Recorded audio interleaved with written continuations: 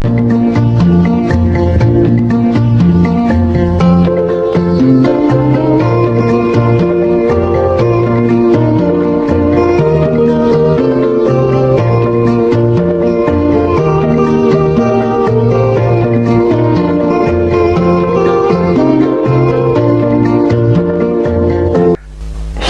semuanya, bersama saya Romeo Dirk Junior di channel yang spesial menyajikan video kesaksian dan apologet Kristen yang pasti bersumber dari data-data yang valid sesuai materi yang dibahas. Baik, kali ini saya akan menyajikan sebuah video yang diberi judul salah ya? Iya, Muslim ya, dikatakan Muslim karena Muslim ini, jadi teman-teman jangan, Muslim Islam ngaku-ngaku, bukan. Muslim itu adalah orang yang berserah diri. Kenapa Umi selalu mengatakan bahwa semua Nabi itu adalah Muslim? Karena semua Nabi adalah manusia-manusia yang berserah diri kepada ketetapan Allah, mengikuti segala perintah dan menjauhi segala larangannya. Kenapa? Itu yang dikatakan bahwa semua Nabi pun adalah Muslim, karena semua Nabi adalah orang-orang yang berserah diri, seperti itu. Oke teman-teman sekalian, saya ucapkan selamat menonton. Semoga melalui video ini Anda akan semakin dikuatkan iman percaya Anda pada Tuhan Yesus yang adalah juru selamat satu-satunya untuk semua umat manusia yang mau percaya pada Dia dan menerima sebagai Tuhan dan juru selamatnya pribadi. Terima kasih sudah mampir di channel saya. Kiranya Anda bahagia selalu bersama semua yang dicintai. God bless you. Bye. Jadi kalau misalkan teman-teman sudah merasa bahwa teman-teman telah berserah diri kepada apa yang sudah menjadi ketetapan Allah, sudah menjalankan apa yang diperintahkan oleh Allah dan menjauhi apa yang dilarang oleh Allah, teman-teman sendiri juga termasuk ke dalam golongan Muslim.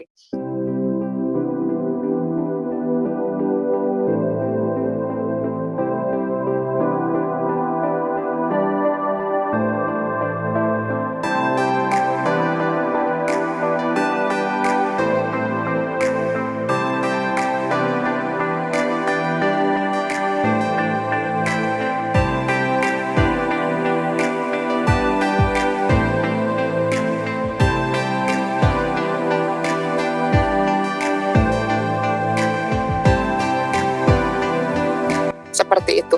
Hanya satu dosa yang tidak diampuni Allah, tadi sudah Umi katakan di dalam Quran surat An-Nisa ayat 116, Allah tidak akan mengampuni dosa syirik, yaitu menyekutukan Allah dengan Allah yang lain. Itu saja. Oke Bu, terima kasih. Tapi saran saya tadi, ada baiknya sih kalau Ibu juga mempelajari akidah Ibu juga sebelum ya berargumentasi seperti tadi. Saya paham sih itu hanya sekitar pertanyaan, tapi untuk bagusnya juga ada komparasi yang sama buat Ibu. Terima kasih Bu. Oke, sama-sama. Mungkin Bu Sofiatul mau lanjut, silakan. Bu Sofiatul sudah bisa, Ibu Sofiatul? Ya, oke. Aku mau balik ke tadi yang antara Arumi dengan Umi Dini mengatakan tentang roh. Jadi kalau di dalam Alkitab kita, yang namanya roh itu dari kata ruah yang artinya bisa berarti angin. Nah, kenapa Allah disebut ruah di dalam Alkitab kita? Karena dia tidak mempunyai wujud. Jadi sama seperti angin, dia bisa mengambil wujud apapun yang dia mau. Allah itu di dalam Alkitab kita adalah makhluk dengan dimensi tertinggi, di dalam dimensi 10. Sehingga Allah di dalam Alkitab kita, dia bisa mengambil rupa apa saja. Kalau kita lihat di dalam Perjanjian Lama, dia bisa mengambil rupa malak Yahweh atau malaikat. Dia bisa mengambil rupa manusia, exactly, kita akan tunjukkan ayatnya. Dia bisa mengambil rupa tumbuhan ketika dia menampakkan diri di Keluaran 3 kepada Musa dalam bentuk semak yang menyala. Dia bisa mengambil rupa gumpalan asap di Kejadian 15. Dia bisa mengambil rupa tiang awan dan tiang api. Dia bisa mengambil rupa hewan, burung merpati. Makanya tadi yang dikatakan di Wahyu, itu adalah penglihatan di dalam roh yang dikatakan anak domba yang bertanduk 7. Kenapa? Karena itu mempunyai makna. Jadi roh itu bisa mengambil rupa apa saja, sebab itu yang disebut dengan Almighty atau Maha Kuasa. sekarang saya mau bicara mengenai simple. Tadi sudah ditegaskan bahwa perbedaan antara teologi Islam dengan Kristen atau di dalam Alkitab, bahwa di dalam Alkitab kita Allah itu mempunyai roh. Roh itu artinya hayat ilahi atau nafas ilahi. Di dalam Alkitab kita disebutkan the breath of God, hembusan nafas. Mazmur 33 ayat 6 dikatakan, tadi Umi Dini sempat mengutip, bahwa segala sesuatu diciptakan melalui firman. Bukan hanya firman, di dalam Alkitab kita segala sesuatu itu diciptakan melalui firman dan hembusan nafas Allah atau roh Allah. Ya, itu Mazmur 33 ayat 6. Jadi Tuhan menciptakan itu dengan dua, kalau boleh dibilang adalah dengan dua atributnya, ya, dengan firman-Nya dan dengan rohnya. Itu jelas di dalam Alkitab kita. Nah, roh itu adalah hayat ilahi, nafas ilahi, atau yang kita sebut dengan sumber hidup ilahi. Nah, apa yang membedakan? Kalau suatu benda itu tanpa roh, arti dia benda mati. Nah, ini yang kemarin kita bahas waktu itu dengan Rob Christian, ya, di dalam ayat-ayat di Al-Quran, bahwa kata ganti yang digunakan untuk Allah adalah ma, yang artinya it, ya, benda sesuatu, bukan man. Jadi kalau man itu adalah sesuatu living one, sesuatu yang hidup. Nah, maka kata ganti yang digunakan harusnya man. Kalau Allah itu merupakan sesuatu yang hidup, ya, tapi ternyata kata gantinya adalah ma. Nah, kalau di dalam Alkitab, Allah itu memiliki roh karena dia disebutkan Bapa segala roh atau sumber kehidupan. Ya. Maka dikatakan segala sesuatu berasal dari Bapa. Ya, Bapa segala roh, artinya semua roh itu berasal dari Dia. Nah, ini perbedaan-perbedaan pemahaman kita di dalam siapa sih sebenarnya Allah di dalam Alkitab dengan Allah yang Anda pahami. Itu yang mau aku tegasin aja, Umi Dini. Oke. Terus kalau tadi kutip firman, ya, nanti firman udah dijelasin panjang lebar sih sama Dania. Jadi kalau di dalam Alkitab antara firman dengan berfirman itu memang kita bedakan. Jadi firman itu bukan berarti terus menjadi gunung atau menjadi matahari dan sebagainya. Itu Allah berfirman gitu. Tetapi firman yang dimaksud di sini itu memang benar-benar dafar Elohim. Artinya itu adalah hikmat ilahi, kecerdasan ilahi yang ada di dalam diri Allah yang satu dengan Allah. Nah, itu di dalam Alkitab kita itu mewujud seperti yang dikatakan di Kejadian 3 ayat 8, di mana sang firman itu berjalan di dalam taman di Eden. Jadi sang firman ketika mereka mendengar firman Allah, suara Allah, itu dalam wujud, dia mewujud, dia bisa melangkah, ya, dalam rupa manusia di taman di Eden. Kemudian aku kasih 2 contoh lagi, Kejadian 15 ayat 1, di mana datanglah firman Tuhan, dafar Elohim itu kepada Abraham dalam rupa suatu penglihatan, ya, dalam penglihatan, dan dia bisa menggandeng Abraham ini keluar. Kemudian yang terakhir saya kasih referensi 1 Samuel 3 ayat 21, ya, di mana dalam satu penglihatan Tuhan menampakkan diri kepada Samuel lewat perantaraan firman-Nya. Jadi yang namanya dafar. Selamat malam. Kenapa? Iya Pak. Telepon. Halo? Itu Bang Herbert lagi terima telepon. Ya, lanjut Bu Sore. Iya, jadi seperti itu Umi Dini. Jadi itulah perbedaan pemahaman mengenai firman dengan berfirman di dalam kekristenan yang kita pahami. Nah, silakan boleh dilanjutkan. Oke, terima kasih ya Bu Sofi ya. Jadi begini, tadi Umi sudah mengatakan, Umi tidak mengatakan apa yang dikatakan Bu Sofi. Bahkan Umi mengatakan semua makhluk yang ada di muka bumi ini adalah berawal dari firman, berawal dari dafar. Begitu kan? Sama seperti apa yang Bu Sofi barusan katakan, bahwa yang benda mati itu adalah itu tidak bernyawa, tidak hidup, ya. Tapi yang Umi sebutkan adalah bahwa semua makhluk, yang kalau Umi bicara semua makhluk artinya adalah yang hidup di muka bumi ini berawal dari firman. Jadi bukan hanya Yesus yang berawal dari firman.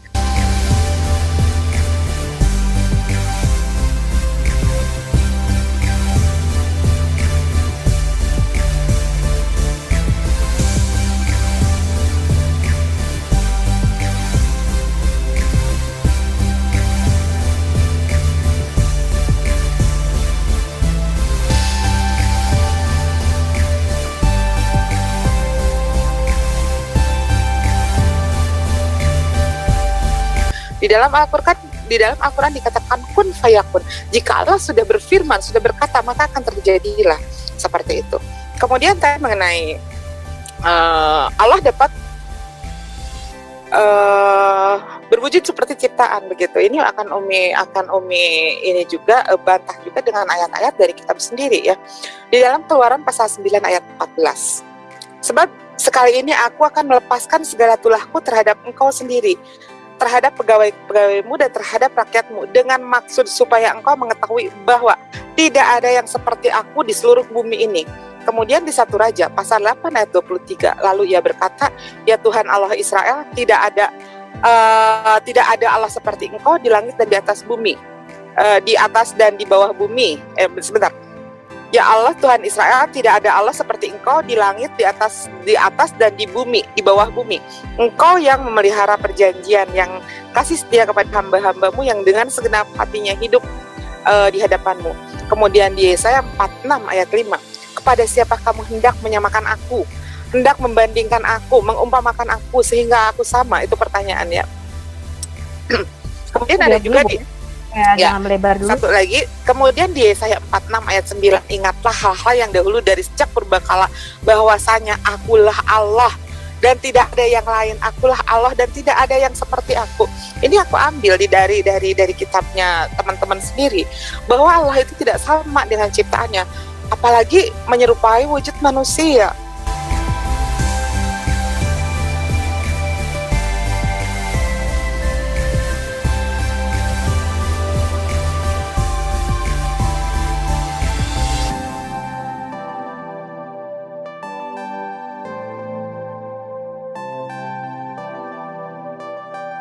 Begitu kan, seperti apa yang diajarkan di dalam Islam. Manusia itu tidak diperkenankan berhayal pun tidak diperkenalkan menghayal tentang seperti apa sih wujud Allah itu, tidak. Nah, jadi sangat-sangat berbeda kalau di dalam ajaran teman-teman, bahwa Allah itu menyerupai wujud manusia, bahwa Allah itu menemui Musa secara nyata, begitu kan. Dan ini terbantah dari isi kitab Perjanjian Lama sendiri, bahwa di sini tadi Umi sudah bacakan ada beberapa ayat yang menyatakan bahwa Allah itu tidak sama dengan makhluk ciptaannya. Ya. Oke, silahkan. Jadi ayat-ayat di dalam Alkitab itu memang mengatakan Allah itu tidak ada yang menyerupai Dia. Betul. Siapa yang mengatakan Allah itu manusia? Allah itu kan datang menyerupai wujud manusia. Allah itu. Umi Dini, jangan disela dulu ya, biarkan dulu Ibu Sophie. Ya. Oke, silakan Ibu Makanya Sophie. di dalam Alkitab kita, ya, tidak ada yang mengatakan Allah itu wujudnya harus begini-begini, nggak bisa. Kenapa? Karena Dia tuh tidak punya wujud. Tadi sudah dijelaskan kenapa Dia disebut ruah. Ruah itu artinya Dia tidak punya wujud. Ya, jadi makanya dikatakan tadi Allah itu bisa bisa masuk di dalam dimensi yang lebih rendah, bisa menjelma menjadi makhluk dengan dimensi di bawahnya. Terus ya, kalau aku jelasin ini agak-agak lebih ribet nih, gini. Iya. Kalau kita bicara prinsip dimensi, ya di dalam Quran Anda yang Anda sebut sebagai ruah Kodes atau malaikat Jibril, itu datang kepada Maryam dalam rupa laki-laki yang sempurna. Sebentar, Ibu Sophie jangan dulu ke Jibril. Ini tentang roh Allah dulu. Tentang Allah. Ibu Umi Dini, Bang Erben sebentar. Ini kan udah melenceng. Kita lagi membahas wujud Allah. Jangan. Enggak. Jadi gini loh. Ini Bang Edo bagaimana? Ini kok. Tolong diam dulu dong kalau aku lagi jelasin. Nanti kalau akan ada waktunya. Sebentar. Enggak gini. Kalau Umi Dini mau menyangga ada waktunya. Ini biar gue jelasin dulu. Iya, silakan Bang Erben diam dulu juga ya. Enggak pasti dia waktu dulu. Lanjutkan Ibu Sophie, lanjutkan. Iya, lanjutkan. Nggak boleh seperti itu. Jadi yang dikatakan tidak ada yang sama seperti Allah, memang iya. Tidak ada yang sama seperti Allah, mana mungkin. Aku nggak bisa berubah jadi kucing. Aku tidak bisa mengambil wujud makhluk di bawahku. Nah, ini yang namanya prinsip dimensi, ya. Manusia sampai kapanpun tidak akan pernah bisa menjadi malaikat, apalagi menjadi Allah. Tetapi makhluk dengan dimensi di atas kita itu bisa menjelma menjadi makhluk dengan dimensi bawahnya. Ini aku udah jelasin dalam video pengajaran aku. Nah, Allah, kalau di dalam Quran Anda, malaikat Jibril saja bisa kadang-kadang menjadi Dahyah Al-Kalbi. Di dalam hadis Anda, Jibril sebagai yang Anda percaya Roh Kudus, roh ya, itu bisa menjelma menjadi manusia laki-laki yang sempurna, apalagi Tuhan kita itu bisa menjadi apa saja. Makanya di dalam Quran Anda ketika menampakkan diri kepada Musa, Allah menjadi pohon di situ. Ya, dikatakan Allah berseru di dalam pohon. Lah kalau seperti itu lalu siapa nih? Apa cuman suaranya aja atau seperti apa? Nah, tapi kalau di dalam Alkitab itu jelas Allah itu bisa menjadi apa saja. Dia tidak punya wujud dan dia bisa mengambil atau menjelma menjadi makhluk dan dimensi yang lebih rendah. Ini jelas di dalam Alkitab kita. Ya, Kejadian 18 di mana Yahweh itu sendiri duduk makan bersama Abraham menampakkan diri dalam rupa manusia.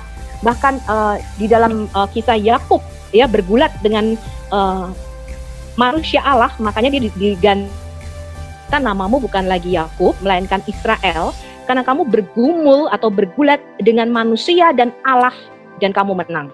Iya. Makanya namanya Israel. Nah, Iya, jadi iya. di dalam Alkitab kita bukan kita menyatakan Allah itu sama seperti manusia, Allah sama sekali nggak sama ya. Tapi yang kita maksud di sini bukan rupanya Umi Dini gitu loh. Makanya ketika Tuhan berkata marilah kita menjadikan manusia menurut gambar dan rupa kita, yang kita pahami di sini berarti Tuhan punya hidung, Tuhan punya mata seperti kita kan. Di Kejadian 1 ayat 26 jelas. Ya, Allahnya orang Kristen, Allahnya orang Yahudi berkata marilah kita menjadikan manusia menurut gambar dan rupa kita. Itu jelas. Nah, jadi Allah itu Yahudi mengambil rupa. Jadi gini, Allah itu bisa mengambil rupa apa saja. Ketika dia menampakkan diri kepada manusia, kadang-kadang dia menampakkan diri dalam rupa malaikat. Ya, itu udah kita tunjukin berkali-kali. Nanti kita bahas mengapa utusan ini disebut juga Allah. Yaitu nanti. Yang saya bahas dulu adalah mengenai roh nih. Bahwa roh di dalam pengertian Alkitab itu bisa mewujud menjadi apa saja. Gitu loh. Karena dia roh. Nah, kalau tadi Umi Dini mengambil ayat-ayat mengatakan Allah tidak serupa dengan apapun, betul. Ya, Allah itu tidak ada bisa menyamai dia, nggak ada yang seperti Tuhan. Nah, kenapa dia disebut Maha Kuasa? Karena dia sebagai makhluk dengan dimensi tertinggi, dia bisa menjelma menjadi apa saja dan dia bisa menjadi berapa saja. Makanya kalau Anda dialog dengan Yahudi, dia akan mengatakan Allah itu Ein Sof, makanya menggunakan kata jamak di dalam Elohim. Kenapa? Karena dia tidak bisa dihitung. Jadi 6 dimensi di atas kita yang kita sebut dengan hyper dimension itu nggak bisa dihitung. Itu namanya dimensi roh. Roh itu tidak terbatas ruang dan waktu. Nah, tadi saya sudah tunjukkan apakah Allah bisa menjelma menjadi apa saja di dalam Alkitab kita jelas. Di dalam Quran Anda jelas ya. Jibril bisa menjelma kadang-kadang menjadi Dahya Al-Kalbi, ya, kadang-kadang menjelma menjadi manusia laki-laki yang sempurna ketika dia bertemu dengan Maryam. Jelas makhluk dengan dimensi lebih tinggi jadi makhluk dengan dimensi di bawahnya. Oke. Itu sudah adalah selesai. Jibril ya. Itu adalah Jibril sebentar ya. Itu adalah Jibril. Tetapi Umi di sini tidak mengambil referensi dari mana-mana. Ini Umi yang ambil referensi dari Perjanjian Lama ini. Dari Perjanjian Lama yang mungkin dari kitabnya Yahudi ya. Di sini sudah sangat jelas. Tetapi kenapa tadi ada Allah yang disamakan dengan Allah itu adalah gunung batu, Allah itu adalah api, tiang api, begitu kan? Tiang awan. Nah, ini justru yang sangat bertentangan dengan kitab-kitab yang ada di Keluaran, Surah aja Yesaya tadi, begitu. Allah tidak gini Umi Dini. Ketika kita mengatakan Allah sebagai roh, itu dia dapat menampakkan diri atau mewujudkan dirinya dalam rupa apa saja. Bukan kita menyamakan, berarti gunung batu itu Allah, bukan. Dia bisa mengambil rupa, mudeng ya. Bukan berarti gunung batu itu adalah Allah. Kalau di dalam Alkitab kita, Allah itu adalah terang. Allah itu adalah api yang menghanguskan. Ya, Allah itu segala-galanya dalam segala-galanya. Jadi semua esensi di alam semesta ini ditarik dari dia. Jadi kalau Umi Dini mau belajar mengenai Yahudian, yang namanya Yesus disebut firman, Alef dan Taf atau Alfa dan Omega. Segala sesuatu itu diciptakan dari kombinasi huruf-huruf ini. Dari kalamullah ini. Karena Yesus itu merupakan firman-Nya Allah itu sendiri, yang sudah ada sejak kekal. Ketika segala sesuatu diciptakan, itu didapat dari kombinasi, ditarik dari esensinya Allah. Maka ketika di Kejadian 1 ayat 26 di dalam Alkitab kita dikatakan, marilah kita menciptakan manusia menurut gambar dan rupa kita. Yang keluar itu maskulin dan feminim, laki-laki dan perempuan. Maka di dalam Alkitab kita jelas Allah itu tidak bergender. Dia bukan laki-laki, bukan perempuan. Betul. Tetapi itu. Ketika di dalam Quran Anda Allah laki-laki, Umi Dini. Dan itu kita bisa buktikan dari ayat-ayat di dalam Quran Anda. Di mana Allah laki-laki? Silakan ditunjukkan. Aku jelaskan dulu. Silakan ditunjukkan di mana yang menurut Ibu Sofi di dalam Al-Qur'an dinyatakan bahwa itu Allah laki-laki. Bahkan sudah Umi katakan tadi, umat Islam tidak, ya sangat tidak diperbolehkan menghayal atau mengimajinasikan wujud Allah itu seperti apa, seperti manusia kah, seperti tiang awan kah, seperti gunung batu kah, tidak. Apalagi mengenai masalah gender, tidak ada. Al-Quran menyebutkan gendernya Allah. Oke, ketika Alkitab mengatakan Allah adalah gunung batu kita, Allah adalah gembala kita, di dalam gambaran orang Kristen, kita tidak memandang Allah ya, terus sebuah gunung seperti itu, ada gunung batu, oh itu Allah kita, bukan. Kan Allah itu di dalam Alkitab kita ini ya, kalau saya boleh bilang ya, di dalam Alkitab kita Allah itu menyebut dirinya sebagai Bapa, dia menyebut dirinya sebagai Ibu, dia menyebut dirinya sebagai kekasih kita, dia menyebut dirinya sebagai suami kita, dia menyebut dirinya sebagai mempelai laki-laki. Kenapa? Karena Allah itu adalah segala-galanya di dalam segala-galanya. Makanya dia berkata, ketika Musa berkata, siapa namamu di Keluaran 3? Allah berkata, aku adalah aku. Artinya I will be what I will be. Artinya aku akan menjadi apapun yang aku inginkan. Ever I want, I can. Itu maksudnya. Jadi Ehyeh Asher Ehyeh atau I will be what I will be. Itu artinya aku dapat menjadi apa saja yang aku inginkan. Bukan berarti dia sama. Nggak ada yang sama. Gue nggak bisa menjadi apa saja yang aku inginkan. Aku tidak maha kuasa. Nah, kemudian kalau tadi dikatakan kalau di dalam Islam ini perbedaannya ya. Islam kan mempercayai Allah itu di atas arsy, ya. Tapi di dalam Alkitab tidak demikian, Umi Dini. Allah itu disebut Bapa yang ada di surga. Dia bersemayam di in the high and lofty place, artinya di tempat tinggi dan kekekalan. Tapi Allah disebut juga Immanuel, Allah yang bersama kita. Jadi Allah itu sekarang ada di sini, omnipresent. Tetapi Allah juga disebut Allah yang di dalam kita. Jadi bagi iman Kristen yang namanya perwujudan Allah itu bukan terus hanya ada bisa satu kemudian di atas tahtanya dan terpisah dari kita, enggak. Di dalam teologi kekristenan, di dalam teologi Yahudi, ya Allah itu Allah yang ada di surga. Mbak Sofia tuh sebentar, jangan mengkaitkan dengan Yahudi karena sudah jelas Yahudi itu menolak tentang Yesus itu. Bahkan di dalam keyakinan Yahudi, Yesus itu hanyalah tokoh fiktif. Yahudi sudah sangat jelas menyatakan. Jadi gini loh, Umi Dini mungkin Umi Dini hanya gini, tidak ada orang Yahudi yang bertentangan dengan kekristenan, ya. Oh, ya? Karena kekristenan itu, bentar ya, saya mau jelaskan. Kalau penulis sebentar, jangan disela dulu. Sebentar. Satu-satu. Karena ini klaimnya luar biasa. Ya, aku jelaskan ya. Jadi kalau Umi Dini mengatakan Yahudi bertentangan dengan Kristen, itu bohong besar, ya. Sekarang saja ada banyak sebentar. Iya, itu kata Yahudi yang sekarang di sini gitu loh. Ya. Kenapa aku bisa mengatakan demikian? Semua murid Yesus adalah orang Yahudi. Semua penulis Alkitab Perjanjian Baru kecuali Lukas adalah orang Yahudi. Jadi Perjanjian Baru dari Matius sampai Wahyu itu bukan orang Indonesia, bukan orang Malaysia, bukan orang Arab yang nulis, itu orang Yahudi. Jadi kalau dikatakan orang Yahudi bertentangan, ya, dan tidak mengakui salah besar. Kekristenan itu berasal dari Yahudi, bahkan kekristenan itu selama 160 tahun, ya, pada waktu itu sebelum ada pemberontakan Bar Kokhba pada waktu itu ibadahnya di sinagog, di dalam ibadah satu atap dengan tempat ibadah orang Yahudi. Kekristenan itu disebut mazhab Yahudi, sama seperti Farisi, Saduki, Esene, ya, kita disebut jalan Tuhan. Sekte jalan Tuhan, salah satu sekte daripada mazhab Yahudi. Jadi tidak benar kalau dikatakan orang Yahudi bertentangan dengan kekristenan. Kekristenan itu akarnya Yahudi. What? Ya, ini aku perlu jelaskan. Iya, kekristenan akarnya Yahudi. Nah, aku nggak mau bahas itu ke situ dulu. Ya, aku cuma mau meluruskan karena Umi Dini terlalu terbrainwash dengan si Valen. Ya, nah. Kalau mengatakan apakah ada orang Yahudi yang tidak, sampai sekarang juga memang ada orang zaman Yesus, sampai sekarang juga ada orang Yahudi yang tidak menerima Tuhan Yesus, tetapi itu tidak semua gitu loh. Murid-murid Yesus semua orang Yahudi gitu loh. Kalau makanya Umi Dini harus belajar lengkap dulu. Semua Alkitab Perjanjian Baru yang menulis adalah orang Yahudi. Gitu loh. Jadi Yohanes itu orang Yahudi, itu bukan orang Jawa atau orang Sumatera. Oke, silakan teruskan. Ya, nah jadi itu tidak benar. Jadi saya meluruskan supaya tidak ada framing yang salah nih ketika kita bicarakan, kesannya kan kelihatannya Perjanjian Baru nih yang nulis orang Amerika gitu kan. Enggak, itu semua orang Yahudi. Matius itu Matiyahu, orang Yahudi. Ya, Lukas itu kecuali Lukas ya, Lukas ada turunan Yunaninya. Tapi yang lain penulis Alkitab, Paulus itu lebih ketat lagi. Itu suku Benyamin, orang enggak. Farisi. Iya, Paulus Farisi. Ya, aku cuma mau menjelaskan bahwa tidak benar kalau di framing orang Yahudi bertanya Yahudi yang mana dulu nih. Jelas saja tidak semuanya menerima Yesus, karena Paulus berkata ada beberapa cabang orang Yahudi asli yang dipatahkannya ketidakpercayaan mereka itu membuat bangsa-bangsa itu dicangkokkan masuk ke dalam pokok zaitun sejati.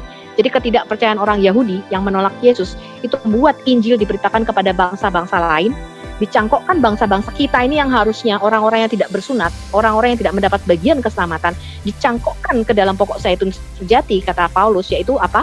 Yesus Kristus, ya. Karena apa? Karena ketidakpercayaan mereka.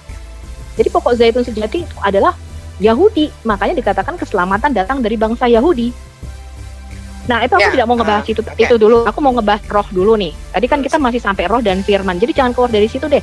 Ya, kita ngebahas roh dan Sebetulnya firman dulu. Jangan kemana-mana. Sebetulnya Umi mau menanggapi ya pernyataan yang panjang dan lebar dari Mbak Sofiatul sendiri barusan. Ya, jadi Umi Dini kalau saya saranin bahwa Kristen harus itu adalah objektif. Ya, kalau Yahudi itu adalah akar dari kekristenan, atau kadang-kadang umat Kristen mengatakan bahwa Kristen ini adalah Yahudi rohani, begitu kan?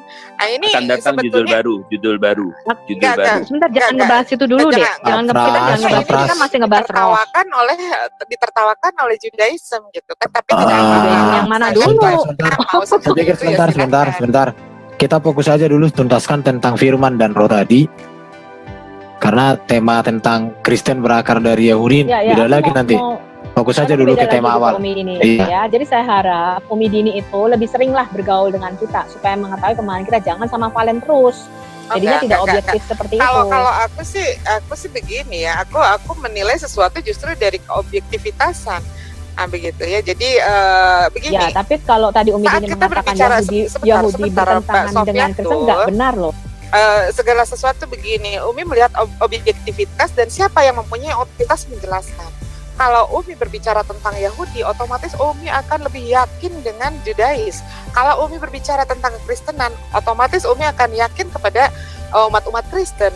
Saat Umi berbicara tentang Al-Quran, ya yang Umi yakini adalah ajaran dari Islam. Jadi tidak mungkin dong Umi berbicara tentang keyahudian atau tentang Torah dari orang Kristen, dari penganut Injil, begitu kan. Jadi kita tidak bisa berlepas dari itu. Mohon maaf, dari penganut Bible. Sementara Yahudi sendiri tidak mengakui isi daripada Bible itu sendiri, daripada perjanjian baru itu sendiri, sangat menolak, begitu kan.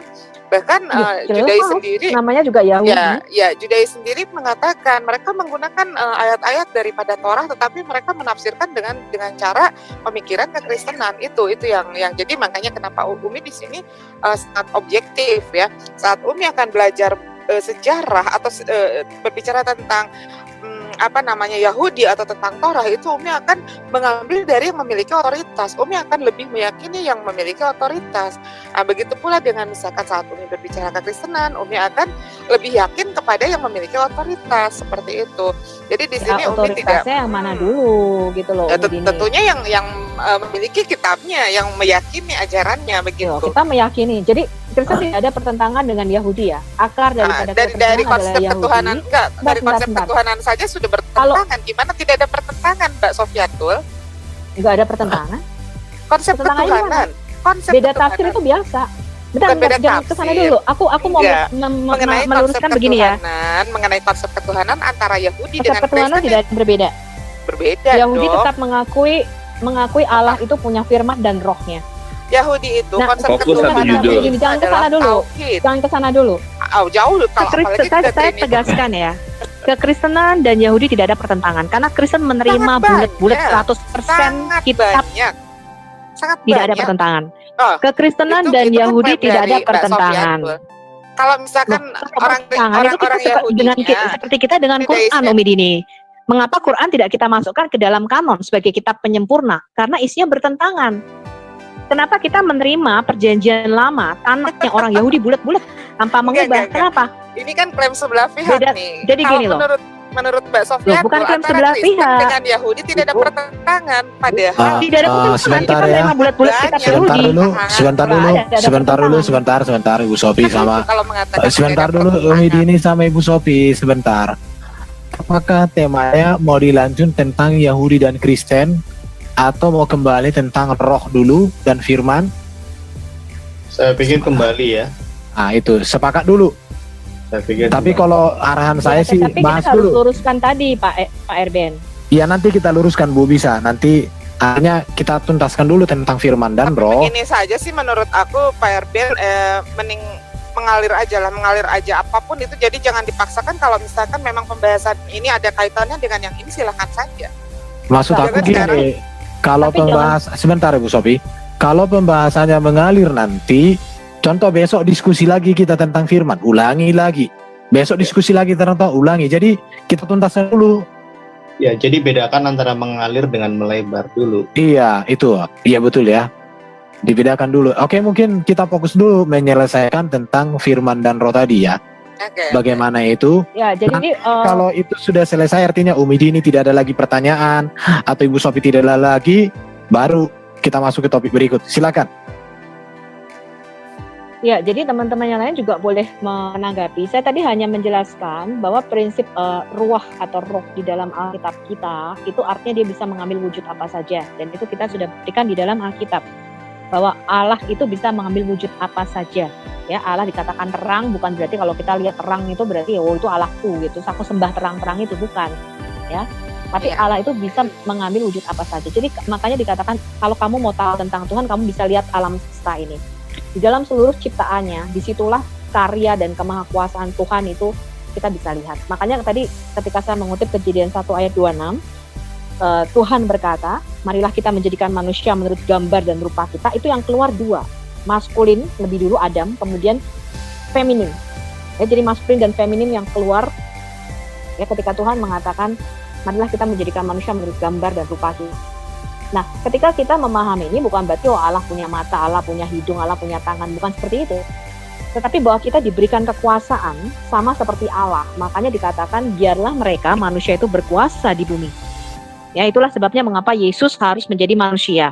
Sebab dia harus mengambil kekuasaan secara sah. Jadi di dalam Alkitab kita, kalau Tuhan berfirman itu tidak bisa dibatalkan. Ketika dia berkata bahwa bumi ini diberikan kepada anak-anak manusia, juga di dalam kitab Mazmur, Daud kata, langit adalah langit kepunyaan Allah, tetapi bumi ini diberikannya kepada anak-anak manusia. Di Mazmur 8 dikatakan, siapakah kita, kata Daud, sehingga engkau mau menjadikannya hampir sama seperti Allah. Ya, diberi kuasa atas semua ciptaannya ini. Jadi semua ciptaannya yang ada di bumi ini diberi kuasa, ada di bawah kakinya manusia. Ketika Yesus mau mengambil kekuasaannya sudah jatuh ini dari tangan iblis, ketika Adam dan Hawa jatuh dalam dosa, dia harus jadi manusia karena dia mau menebus manusia.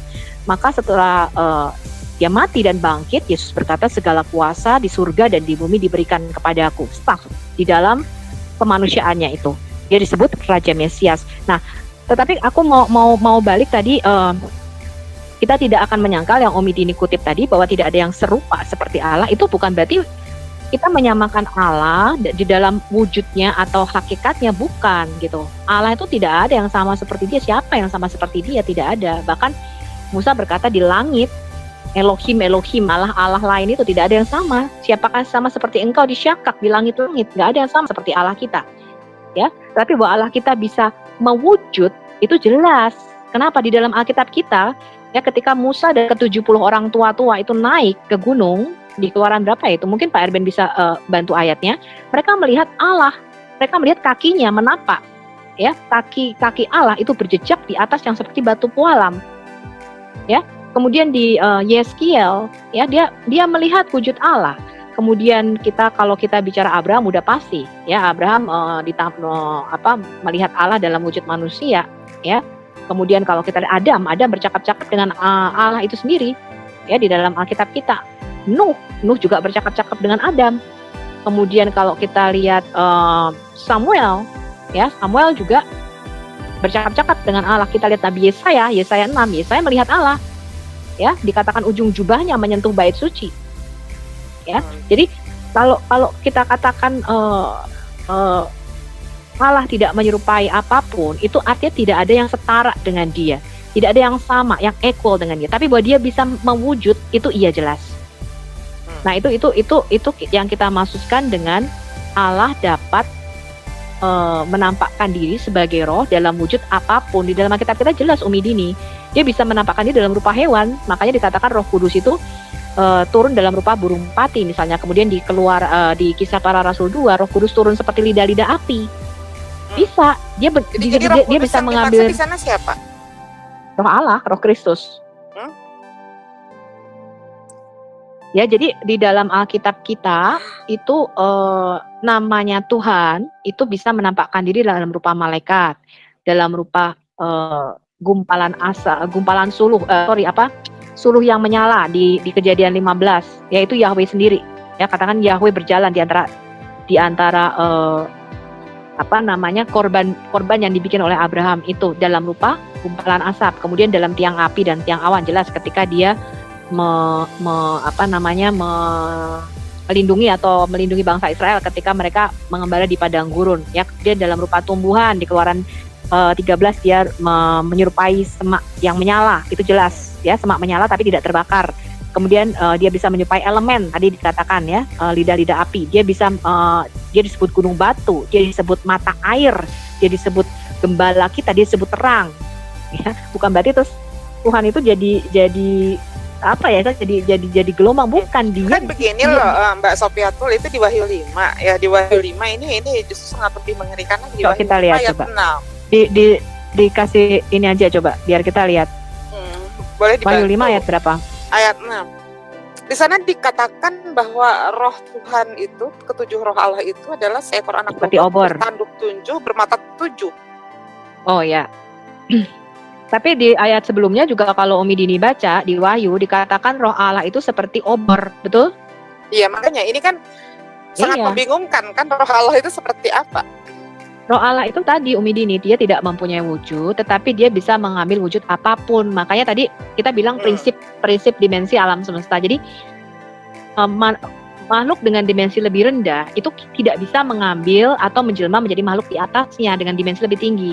Contohnya nih, kita manusia, gak bisa saya mengambil wujud malaikat, gak bisa, apalagi saya menjadi Tuhan.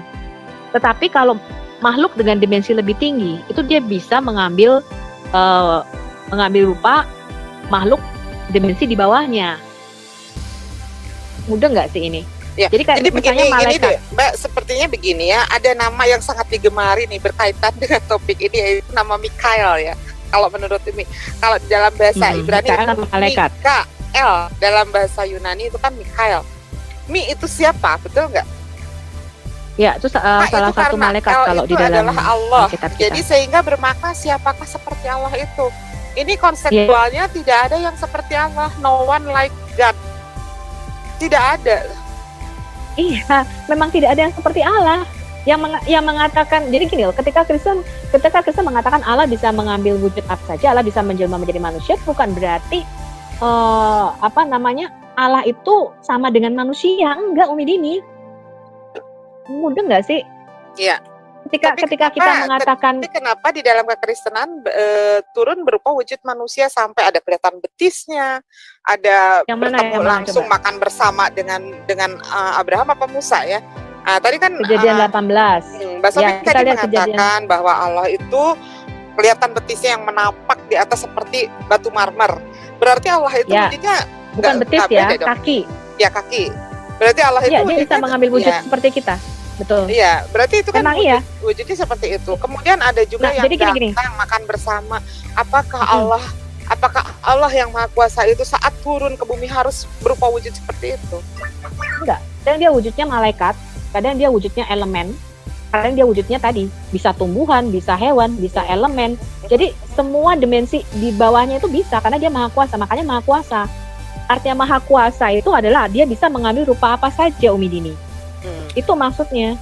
Jadi di dalam gini loh. Jadi Umi Dini mesti paham pandangan Kristen. Ketika Kristen mengatakan firman itu menjadi daging, sak ergeneto menjadi daging, itu bukan berarti terus kita menyembah manusia, bukan gitu loh. Tapi Allah yang ada di dalam dia. Maka Yesus berkata, dia yang dalam rupa Allah, ya morfeteos, dia mengosongkan dirinya, artinya dia merendahkan dirinya, mengambil rupa manusia menjadi sama seperti kita. Ini yang harus kita pahami. Makanya ketika berkali-kali kita jelaskan, kalian mengatakan, kenapa kamu menuhankan manusia? Loh, sampai kapanpun manusia gak akan bisa jadi Tuhan. Tetapi apakah Tuhan bisa menjadi manusia? Bisa banget. Wong Tuhan jadi elemen aja bisa. Nah, itu yang kita pahami. Nah, ini apa ya namanya? Ini pemahaman kami. Makanya seperti tadi dijelaskan kemarin kita jelasin sama siapa ya? Kita itu ya. Kita jelasin sudah sampai berbusa-busa tuh antara firman dengan berfirman. Di dalam Alkitab kita itu berbeda. Makanya kalau Umi dialog dengan memang beda. Jadi begini ya, kalau firman itu adalah perkataan Allah, kalau berfirman itu adalah berkata. Ya, jadi kita juga sangat bisa membedakan antara firman dan berfirman. Firman itu adalah wujudnya adalah daftar atau perkataan, sedangkan berfirman adalah berkata, kata kerja itu. Nah, jadi ya. Jadi kalau menurut Umi begini, bisa menyimpulkan dari ayat-ayat yang tadi dikatakan oleh Mbak Sofiatul, berarti ini menolak juga salah satu ayat yang ada di dalam Injil bahwa Allah itu tidak dapat didengar suaranya dan tidak dapat dilihat rupanya. Kalau misalkan teman-teman masih melihat rupanya itu, baik itu dalam bentuk gunung batu, baik itu dalam bentuk api, baik itu dalam bentuk kaki yang katanya nampak, itu bukanlah Allah, karena di dalam kitab sendiri, di dalam Alkitab teman-teman sendiri yang teman-teman yakini bahwa Allah itu tidak bisa didengar suaranya dan tidak bisa dilihat rupanya, sama seperti apa yang ada dikatakan di dalam Al-Qur'an. Nah, ini juga sama juga itu yang dikatakan di dalam, sebentar Mbak Sofi, yang dikatakan di dalam Keluaran 9 ayat 14, Satu Raja ayat 8 pasal 8 ayat 23, di Yesaya pasal 46 ayat 5, di Yesaya pasal 46 ayat 9. Dan yang tadi Umi katakan bahwa ini adalah kata yang digemari Mikael itu. Nah, seperti itu ya Mbak Sofia tuh. Sebentar Umi sepertinya harus sehat dulu karena lumayan capek juga ya, karena di sini juga kebetulan kan ada Bang Samuel Sihaan ya perlu kita ini dulu sambil Umi istirahat. Ada Bang Samuel Sihaan sepertinya yang masih yang masih berbeda pemahaman baik dengan Umi ataupun dengan teman-teman. Ya, kita wajib menghargai beliau juga tamu di sini untuk diberikan kesempatan berbicara, Bang Erben, karena Umi juga mau istirahat dulu deh sebentar. Udah terlalu. Ya, aku jawab seperti jadi gini aja. Karena Umi sebentar Bu. Karena Umi Dini sudah capek, mungkin lebih bagus ke closing statement aja. Nanti lanjut aja ke sesi berikutnya. Oke. Aku akan aku nggak jawab panjang lebar. Ya, jadi pertanyaan Umi Dini tadi yang mengatakan bahwa tidak seorang pun pernah mendengar Allah dan melihat Allah, itu jelas sudah dijawab di Yohanes 1 ayat 18 ya. Tidak seorang pun pernah melihat Allah, tetapi anak tunggal yaitu Sang Firman itulah yang menyatakannya. Makanya di dalam perjanjian lama yang menampakkan diri berkali-kali itu adalah Sang Firman, tadi sudah kita jelaskan. Makanya di dalam tafsir, Targum, orang Yahudi, siapa sih yang berjalan-jalan di Taman Eden? Itu firman. Jadi sama seperti kita, saya berkomunikasi dengan individu lainnya dengan firman saya. Karena saya berfirman, maka saya hidup, orang bisa kenal saya. Kalau saya diam seperti patung, saya nggak punya akal budi, saya nggak punya firman, orang nggak tahu siapa saya. Jadi Allah itu berinteraksi dengan semua ciptaannya. Lewat siapa? Lewat Sang Firman yang menjelma. Jadi Allah itu tidak naik turun. Jadi kalau tadi dikatakan Allah menampakkan diri kepada Musa dalam bentuk semak yang menyala, Allah kemudian menampakkan diri dalam rupa manusia kepada Allah, itu tidak naik turun dari surga bumi, enggak. Yang menampakkan diri itu adalah Sang Firman, gitu loh, Midini. Ya, jadi tidak seorang pun pernah melihat Allah, artinya Allah Bapa. Ya, tetapi dia berinteraksi dengan kita lewat siapa? Lewat daftar Elohim, lewat firman-Nya. Nah, jadi firman itulah yang menjelma menjadi manusia, gitu. Nah, Umi juga membetulkan. Sudah selesai Bu Sofi? Dari Mbak Sofiatul, sebentar. Membetulkan statement dari Mbak Sofiatul barusan, yang Allah itu tidak mungkin saat berfirman itu harus berbicara langsung dengan makhluk ciptaannya, tetapi Allah saat Allah menyampaikan firman-Nya, siapa yang menyampaikan itu adalah para utusannya. Para utusannya termasuk Nabi Yesus. Ya, sebentar Mbak Sofi, termasuk Yesus. Itu adalah Yesus itu adalah utusan yang kalian sebut firman menjadi Yesus itu sendiri. Begitupun dengan kita ini adalah berawal dari firman kemudian menjadi manusia, sama. Karena kita pun tidak bisa menutup kemungkinan. Ya, kita tidak bisa menutup kebenaran bahwa kita sendiri berawal dari firman yang kemudian menjadi manusia, sama seperti halnya Yesus. Yesus berawal dari firman. Aku pun sama, Mbak Sofiatul pun sama. Awalnya adalah dari firman kemudian menjadi manusia. Kalau di dalam Islam dikatakan kun fayakun, itulah terjadilah apa yang terjadi, gitu kan? yang menjadi Ya, kehendak Adam, Allah Adam itu. tidak diciptakan dengan kun fayakun, Umi Dini. Adam itu dibentuk di dalam hadis Anda dari tanah liat, Betul. bahkan Betul. pada waktu dibentuk itu memerlukan waktu yang cukup lama. Betul. Jadi kalau dikatakan kun fayakun, kun jadilah Adam, enggak seperti itu. Tapi itu lain kali, aku nggak mau bahas itu. Aku mau menanggapi tadi, kalau kepanjangan jadi lupa. Apa tadi, kok jadi lupa nih. Apa tadi yang apa tadi yang firman adalah utusan. itu yang nanti diyakini Tuhan. sebelum itu tadi dia Ya, lupa nih jadinya. intinya udah ya, tadi Umi juga sudah menangkap apa yang dikatakan Mbak Sofiatul juga sudah menangkap Gini apa yang sorry, dikatakan ya terakhir gini Umi Dini. Jadi di dalam kekristenan yang namanya firman itu bukan suara a i u e o atau bukan perkataan yang keluar dari mulut Allah. Itu namanya leku. Tetapi yang namanya logos atau sang firman itu bukan suara, bukan energi, bukan kata-kata yang keluar dari mulut Allah, bukan. Yang namanya logos itu yang ada di dalam diri Allah. Logos itu yang seperti yang Pak Erben kemarin jelaskan, seperti kata biologi, dari kata bios dan logos. Artinya ilmu pengetahuan, artinya di dalam hikmat ilahi, kecerdasan ilahi. Bukan IUEO, bukan suara yang keluar. Nah, makanya di dalam Alkitab kita, firman ini itu seorang pribadi yang dia bisa mewujud, menjelma. Makanya tadi dikatakan dia kadang-kadang nampak dalam rupa manusia. Kemudian di Keluaran 3 dikatakan malak Yahweh, utusan. Tetapi utusan itu adalah Allah itu sendiri. Jadi sang firman utusan itu adalah firman itu adalah jadi utusan. gini loh. No, gini loh.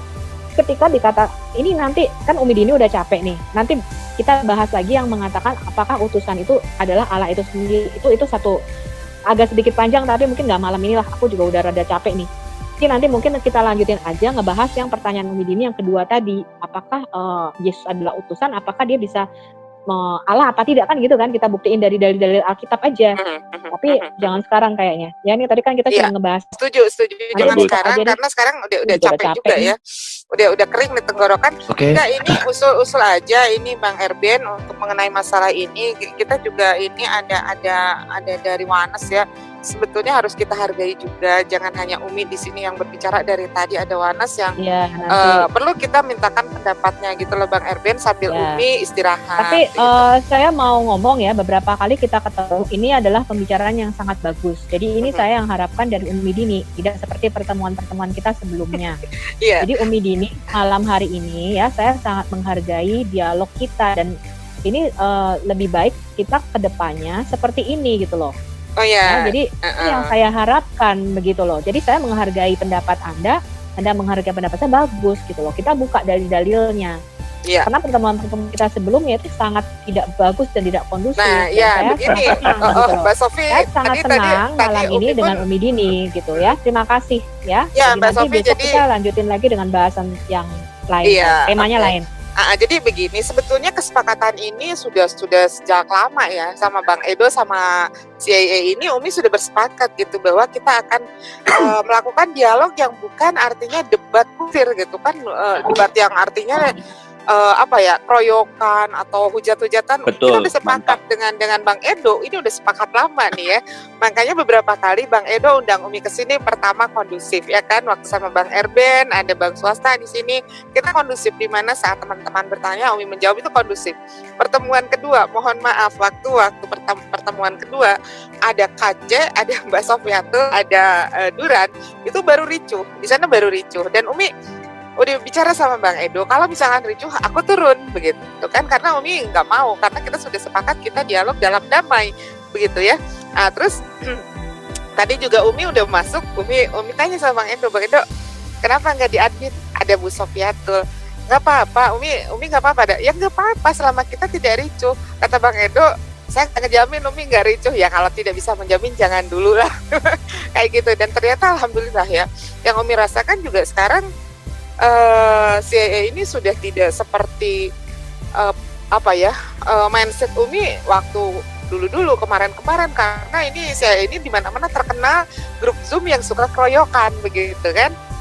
Kalau Zoomnya Wana sih ya Umi rasa aman lah ya, masih aman. Nah jadi di mata netizen ini CIA ini ya kesannya memang grup yang tempat ricu, tempat keroyokan seperti itu, dan alhamdulillah pada malam hari sebentar ini, Bu Mudini, di sini tidak ada pernah ricu. Iya, di sini semua main cantik. Cuma kalau orangnya ngeyel nggak ada data ya dimarahi lah. ya enggak, maksudnya begini loh Bang Iya. Epic, kita juga tidak Karena bisa contoh Umi Dini masih ngomong bagus ya. Bu Dini Iya. sekarang udah lebih maju. Enggak. enggak betul beneran ya, karena begini, Umi juga waktu Umi undang Bang Erbet ke apa namanya, ke roomnya Umi, kita damai gitu kalau misalkan tanpa ada orang-orang yang membuat ricu ya kan. Umi Dini oke lah. Tapi kawan-kawanmu yang lain itu udahlah. Moderator. Ya. Jadi gini teman-teman. Moderator jangan ikutan jadi pemain ya, wasit diam. Begini sama teman-teman. Inilah sebenarnya dinamika diskusi ataupun dialog kan gitu. Ada perkembangan, ya kan, ada perubahan. Ini dinamikanya. Dan ini yang selalu kita harapkan ke depannya gitu loh. Jadi tidak ada kita saling menyudutkan, saling menghujat, ya kan gitu. Argumentasi lawan dengan argumentasi kan seperti itu, sehingga elok, cantik, ya kan, kelihatan gitu kan itu. Jadi semua dapat memahami ke arahnya kemana, ininya bagaimana. Seperti itu Midini. Oke, terima kasih. Ya, Umi sih sangat menyambut baik ya undangan dan tawaran dari Bang Edo. Ayo Umi, kita ubah pola dialog kita, tidak berupa yang namanya head to head kayak begitu. Umi sebetulnya sudah tidak mau ya dengan perdebatan yang namanya head to head seperti itu. Itu bukan bukan kita mengedukasi netizen, karena semua juga kita kembalikan kepada netizen. Tugas kita hanya mengedukasi. Di sini Umi tidak punya kepentingan untuk memualafkan teman-teman atau teman-teman memurtadkan. Umi tidak. Di sini kita hanya mengedukasi apa sih yang ada di dalam keyakinan Islam, apa sih yang ada di dalam keyakinan Kristen, walaupun sampai akhir zaman kita tidak akan pernah ketemu, begitu kan? Tapi minimal kita menyampaikan apa ajaran-ajaran yang ada di dalam kitab kita masing-masing. Padahal sebetulnya Umi kalau melihat ya mohon maaf, antara ajaran dari ayat-ayat Al-Quran dengan dari Injil itu sangat banyak sekali persamaannya, tujuannya sama, tetapi kadang-kadang orang salah menafsirkan, orang keliru dalam menafsirkan, dan itu kita kembalikan kepada netizen. Tugas kita yaitu mengedukasi bahwa ini loh sebenarnya yang dikatakan di dalam Al-Quran, ini loh yang sebenarnya tidak dikatakan di dalam Injil. Padahal kalau Umi simak ayat per ayat itu sebetulnya ada ada chemistry-nya, ada benang merahnya seperti itu, ada kesamaannya, tujuannya kemana itu sudah sangat kita pahami. Namun di sini keimanan ya yang menjadikan pembatas adalah keimanan dari teman-teman Kristen dan keimanan daripada umat Islam sendiri itu adalah free will. Umi tidak pernah memaksakan, apalagi walaupun kita sama-sama agama Syiar, tapi terkhusus bagi umat Islam tidak ada kewajiban untuk memualafkan seorang, tidak ada. Hanya Allah yang mutlak memberikan hidayah untuk manusia begitu ya. Jadi tujuan Umi adalah syiar, tujuan Umi adalah memberikan edukasi kepada teman-teman, kepada netizen muslim, kepada teman-teman atau netizen dari non muslim, begini loh sebenarnya apa yang diajarkan oleh Al-Quran, sehingga nanti lagi tidak terjadi gontok-gontokan ya, menyalahkan ayat yang ini itu adalah kontradiksi dengan ayat yang ini. Di sini kewajiban kita adalah meluruskan itu saja. Seperti itu. Jadi tidak ada, kita sama-sama menyampaikan apa yang menjadi keyakinan kita, keimanan kita dengan cara yang dengan cara yang elegan, dengan cara yang terhormat, tidak dengan cara saling menghujat dan saling menjatuhkan, seperti itu aja.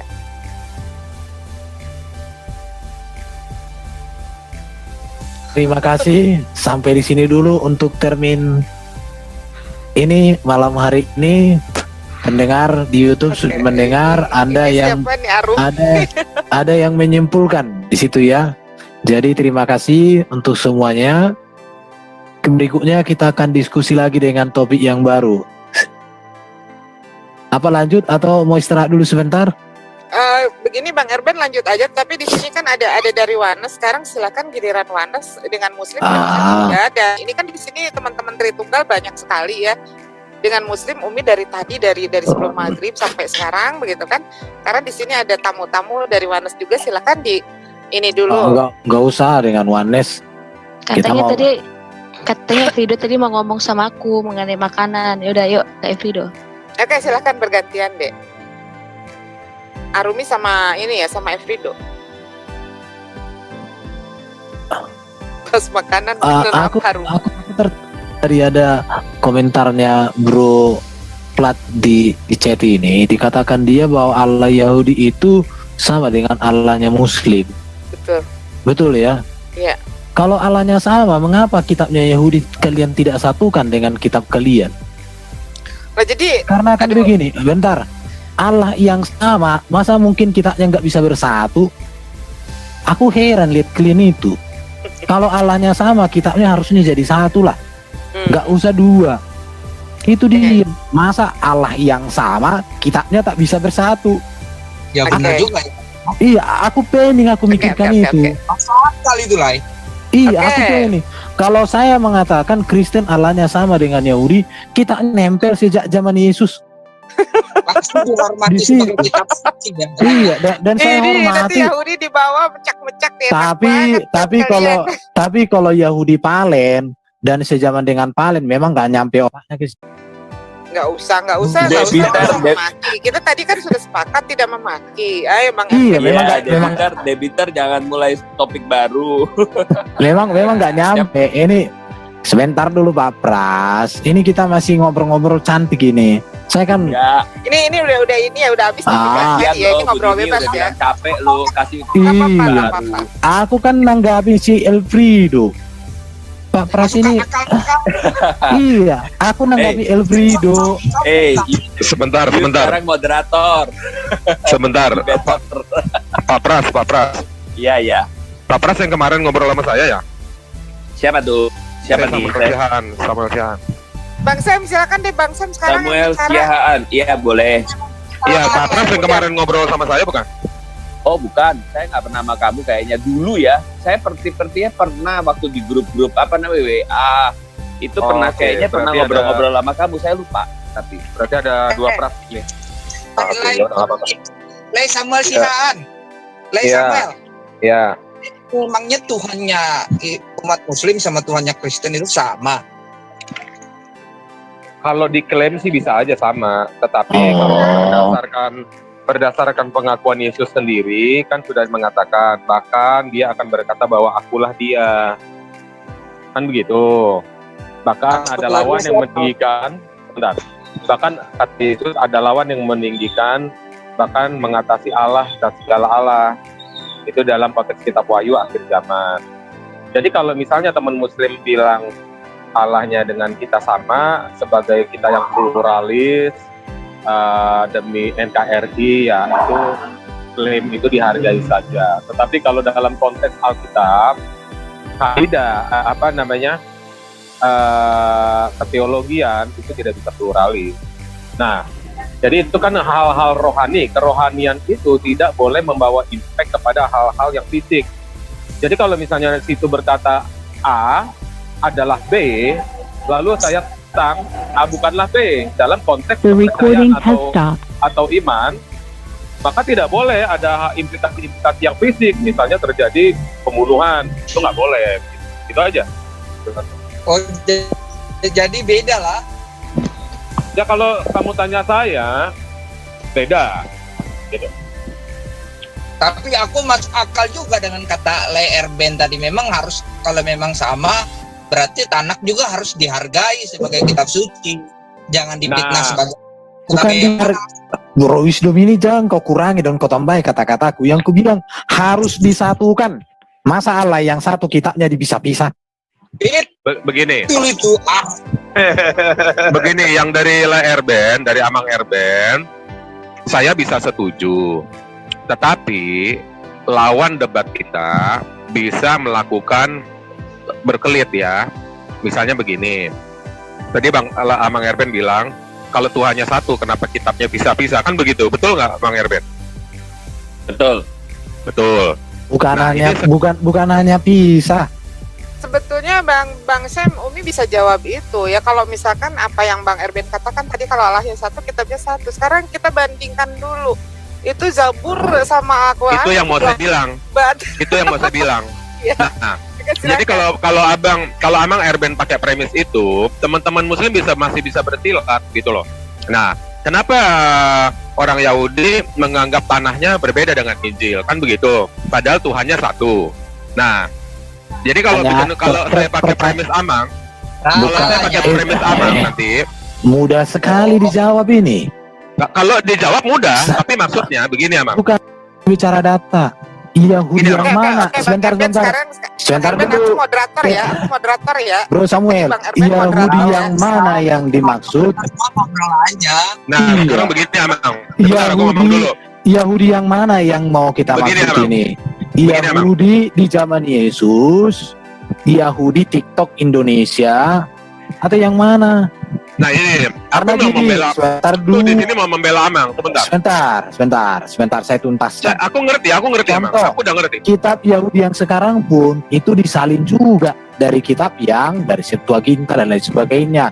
Abad berapa itu? Aku ngerti. Ah, di situ jadi nggak bisa. Makanya saya bilang berbicara ini fakta sejarah. Nah makanya kan begini Amang. Oke Begini, lah, Amang. lanjutlah. Begini Amang ya. Bukan aku nggak setuju dengan Amang, tetapi seorang apologet sejati harus mengeluarkan premis-premis yang jitu yang tidak bisa dibantah lawan. Itu maksud aku. Nah, sekarang kalau Amang menghadirkan Yahudi yang mana, kita nggak usah ngomong Yahudi yang sekarang ya. Yahudi di zaman tahun 0 Masehi, kita baca di Kisah Rasul ayat 20, Kisah Rasul 23 ayat 6. Ya, saya bacakan ya. Dan karena ia tahu bahwa sebagian dari mereka itu termasuk golongan orang Saduki dan sebagian termasuk golongan orang Farisi, ia berseru dalam mahkamah agung dan dalam mahkamah agama itu, katanya, "Hai saudara-saudaraku, aku adalah orang Farisi, keturunan orang Farisi. Aku dihadapkan ke mahkamah ini karena aku mengharapkan kebangkitan orang mati." Nah, jadi antara orang Saduki sama orang Farisi itu ada perbedaan. Orang Saduki itu tidak mempercaya adanya roh, malaikat dan sorga. Tetapi orang Farisi percaya semuanya itu. Itu di zaman tahun 0 Masehi. Kita bukan bicara Yahudi TikTok di situ. Bukan surga ya, tidak percaya akan adanya roh, malaikat dan kebangkitan orang mati. Orang mati. Tetapi kalau sekarang kamu tanya lagi sama mereka, dia juga nggak percaya adanya sorga. Jadi dia reinkarnasi terus. Nah, jadi itu Yahudi dulu loh. Nah, jadi menurut aku kalau bisa dibikinlah premis yang lebih jitu gitu loh untuk mengurung, karena Yahudi ini kan kitab tanahnya satu, Tuhannya satu. Nah, jadi di sini adalah tafsir. Ternyata Yahudi sendiri berbeda walaupun kitabnya sama. Iya. Ternyata ada beberapa mazhab, ya kan? Nah, umat ini harus tahu itu. Itu loh. Iya. Belum orang-orang ekstremis. Berarti Lai Samuel, kusambung lah. Jangan-jangan Yahudi yang dikutip Ibu Dini ini itu Yahudi apa itu? Bukan Yahudi Parisi, tapi Yahudi satu lagi. Yahudi Surabaya. Iya, Yahudi Surabaya. Yahudi Surabaya itu Yahudi goyim. Yahudi Farisi, orang-orang Bukan, Farisi. beda. Benci loh, orang Farisi Kalau- benci karena orang Farisi ini dianggap golongan hipokrit. Itu. Jadi Kalau- jangan kan tadi kita sudah sepakat. Kita sudah sepakat kan. Ini kita akan menjadikan ini adalah tempat diskusi yang bermartabat, yang beretika, yang bergengsi ya. Jadi jangan kita menghujat-hujat lagi. Ya, Oke, mantap. bikin topik Oke, sekarang lanjutan saja. terus terang begini saja ya, jangan membawa Yahudi Surabaya karena Umi tidak ada kaitannya dengan Yahudi manapun ya sekarang. Jangan, iya, nggak boleh begitu. Bawa diri Umi Dini, Saya ngaco kadang-kadang ya. Umi Dini, ini masih ngobrolan santai, makanya nggak ada. Aku pun udah tinggalkan moderatorku, makanya gini aku. Kalau aku moderator diamnya aku tadi. Gak, tadi kan sama Muslim udah, sekarang kan ada Wanas. Wanas Enggak ini lah. kan Wanes enggak usah. kenapa nggak usah? Karena Wanas juga kan berbeda konsep dengan Iya, memang nanti kalau Gini, Bu. nggak usah lagi. Sebentar, Ensu. Bu Dini itu mau dengar antara Trinitarian dengan Wanes. Ya kita benar nggak Bu Dini? Nggak bisa Ya, gitu Pak Pras, nggak bisa.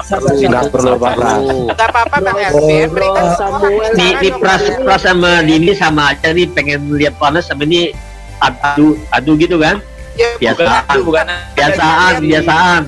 bukan tanpa kita lihat juga kan kita tahu bahwa Wanas Nyanyi sama sih, Tritunggal itu nyanyi berbeda sih. berbeda konsep. Gini, Bukan, daripada ini Bu Dini dengarnya dari pihak yang berbeda-beda tanpa masuk.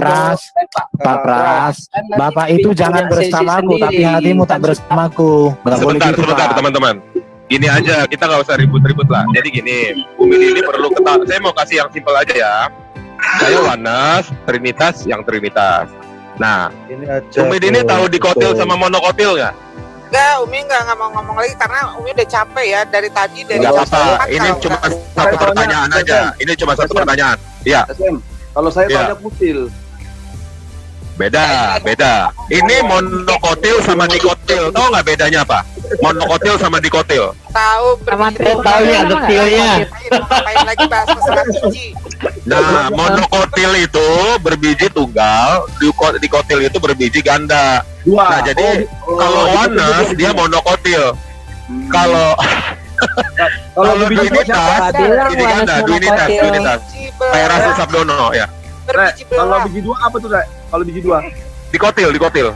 Bukan. Monokotil itu Bentuknya apa berbiji tuh bentuknya? tunggal, dikotil itu berbiji belah. Halen. Nah, ini saya luruskan. Sebentar, saya luruskan dulu Rai Samuel. Sebenarnya itu juga Tidak. salah. Tidak ada dikotil, yang ada digotil. Bentar. Aku mau ngomong sesuatu. Ya, Eh, silakan. Jadi kalau kita bicara perbedaan-perbedaan tadi ya adalah oneness, trinitas, duinitas, ya unitarian. Apapun mazhabnya, kalau itu tetap Alkitabnya sama, ya Kejadian sampai Wahyu, tidak akan pernah bisa mengingkari yang namanya eksistensi Bapa, kemudian Anak atau Firman dan Roh Kudus. Kalau oneness mengatakan satu pribadi 3 modus, Trinitas mengatakan satu hakikat 3 persona. Jadi sebenarnya apapun itu sama, tetapi pemahamannya ini dan pemakaian istilahnya ini yang berbeda. Jadi sekalipun dikatakan oneness tidak akan menyangkali Allah itu bukan satu biji, tapi dia mempunyai 3 modus. Dia sama. Tetap ada Allah Bapa di surga, tetap ada Allah yang bersama kita Emmanuel, yaitu Sang Firman, dan tetap ada Roh Kudus yang di dalam kita. Hanya istilahnya yang berbeda. Dan nanti kalau kita Allah. Iya, Yesus adalah Allah. Jadi kita Trinitas pun tidak menyangkal Yesus adalah di dalam Bapa itu sendiri, dan barang siapa melihat Yesus dia melihat Bapa. Tetapi Yesus bukan Allah yang berbeda dengan Bapa ya, tetapi bisa dibedakan. Sama seperti firman saya dan roh saya itu bukan pribadi di luar saya, bukan pribadi selain Sofia, tetapi bahwa firman saya, roh saya dan tubuh saya bisa dibedakan. Itulah analogi sederhana yang kita pahami. Jadi kita pun menyatakan Yesus adalah Yahweh itu sendiri, Allah sejati, gitu loh. Nah, makanya dikatakan Yesus adalah rupa dan gambar daripada Allah yang tidak kelihatan. Nah, pemahaman Itu ada di mana jawabannya? Tadi udah dijawab, coba aku mau tes dulu. Ada di mana itu jawabannya? Yohanes tadi. Hindari Tadi tentang kamu kayaknya ngambil Filipi kan? bentar Bu Sofi. Enggak. Bentar ya, Bang Apa Samuel. sih? Yang mana sih? Kamu ngomong apa sih? Bentar Bu Sofi, Bang Samuel. Kita hindari dulu tentang bicara tentang ini karena kan ada teman-teman Muslim ya. Kita khawatir nanti mereka tidak benar-benar bisa mencerna. Nggak bisa kayak gitu. Aku nggak akan konfrontasi kok. Aku nggak akan konfrontasi. Maksud saya, Jadi begini, ini kan apapun CIA itu kita tetap mempunyai dasar sudah ada yang program. Saya pikir Ya. bikin topik baru aja yang kira-kira lebih netral, bisa membantu situasi yang berkembang saat ini. Misalnya terkait polemik antara sikap kita yang suka, kan sekarang ada kejadian itu ya, remaja yang sampai mungkin dalam pemikirannya salah menilai hubungan konflik Israel-Palestina yang dianggap konflik agama. Ini kayaknya jangan Padahal sebenarnya jangan begitu dong. Padahal sebenarnya sebetulnya begini, meskipun ada Umi, ada dan tidak ada Umi di sini, Umi udah tahu kok ya masalah konsep seperti apa. Jadi nggak usah lah. Jadi tolong hargain Umi juga di sini, jangan Umi diundang hanya untuk berbicara sebagai dari sisi seorang Islam. Masalahnya begini, Umi. Masalahnya begini. Yang oneness-nya itu bucin gitu loh. Bucin, oneness-nya ini bucin gitu. Oke, lanjut Edo. Tahu lah kalau oneness yang satu ini mah bucinan tahu. Makanya gitu, kita udah bosan bahasa itu. Kalau oneness dengan teman-teman. Dengan Trinitarian itu sudah sering dialog. Tapi kalau yang dari udah. Syiah dengan Sunni belum sering kami dengar. Kalau berkenan itu Umi satu. bisa undang Syiah di sini berdialog dengan Umi gitu biar kami dengar. Kenapa? Gini ya, aku dengan Lay Samuel ini kayaknya udah 4 kali debat. Ku debat pun sekarang ini tetap juga rumusnya itu juga. Jadi menurut saya nggak usah. Jadi gini Abang, Iya. Abang gara-gara saya ini teman-teman dengar ya, gara-gara saya sering berdebat dengan Herben, saya jadi bucinnya ke Herben bukan lagi ke Umi Dini gitu. Iya. Kalau ke Umi Dini kan udah duluan, bucinnya udah duluan. Itu jadi. Ini ada Pak Adon mau ngomong. Ke Erben. Pak Adon. Oke. Ya, sini ada Pak Adon. Silakan Pak Adon. Halo, shalom semuanya. Assalamualaikum. Shalom Pak Adon, silakan sebutkan dulu usianya berapa Pak? Silakan lagi. Suaranya putus-putus. Putus-putus Oh, suaranya. iya. Oh. Assalamualaikum buat Umi Dini. Kedengaran suara saya Pak Erben? Oh, udah bagus. Assalamualaikum. Oke. Umi Dini, saya boleh bertanya nggak soal firman Allah ini? Saya mau bertanya ini. Putus-putus ini. Umi Dini. Bilang Putus. Kedengaran sekarang? Nggak stabil. Sinyalnya. Ulangi lagi Pak. Diperbaiki dulu. Ya sudah, kalau koneksinya, Pak. putus-putus pecahkan aja Pak kawan itu. Sekarang udah jelas belum? Ya sudah lanjut. Oke. Umi Dini, saya mau bertanya nih. Di dalam Islam itu kan pemahaman tentang ilmu kalam itu kan terbagi atas dua. Ada pemahaman tentang pemahaman tentang Mu'tazilah dan Ahlussunnah wal Jamaah tentang kalam nafsi. Umi Dini pernah dengar itu? Salah Pak, itu kita luruskan, ilmu kalam itu bukan bicara tentang pemahaman firman, itu bicara keilmuan teologi secara menyeluruh, bukan hanya bicara firman dan sebagainya. Ya, tapi saya mau bertanya, itu kan ada perbedaan pendapat itu antara Mu'tazilah dan Ahlussunnah. Menurut Iya, Bapak sebutkan itu sebutkan aja perbedaan pendapatnya apa. ya, karena begini, pemahaman Mu'tazilah itu kan berpendapat bahwa firman itu kan diciptakan, tapi Ahlussunnah wal Jamaah mengatakan bahwa firman itu tidak diciptakan. Menurut Umi Dini yang mana yang benar? Itu kan udah dijawab tadi. Pak Adon. Iya, saya pikir jangan kembali ke situ lagi, sudah. Iya, tadi udah panjang kali dijawab lebar. tuntas. Oke, Pak mungkin Adon kan Pak Adon telat masuk, jadi harus maklum. Jadi Pak Iya. Adon Mending nonton aja jadi pemain nanti. cadangan dulu. Ditonton aja video Bang Edo atau channel Bang Edo atau Umi, nanti di sana ditemukan udah ada jawabannya bahwa firman itu diciptakan atau tidak, dan statement Umi tentang pemahaman mereka itu ada. Oh, udah semua panjang kali lebar ya Bang Edo ya. Lalu Iya. begini Umi Dini, menurut Umi Dini kalam nafsi itu di dalam Al-Quran itu apa? Menurut pemahaman Umi Dini, Al-Quran sebagai kalam nafsi. Al-Quran itu adalah kalamullah. Al-Quran itu adalah isinya firman-firman Allah, perkataan-perkataan Allah. Oh, Umi Dini paham nggak tentang kalam nafsi, perbedaannya dengan kalam nafsi? Alhamdulillah daripada lu. Ini mau ngajarin Umi. Enggak, saya bertanya. Lucu. Umi Dini paham bedanya enggak? Coba. Aku minta Bang Adon deh yang jelasin. Ya, saya kan bertanya, Mas. Iya.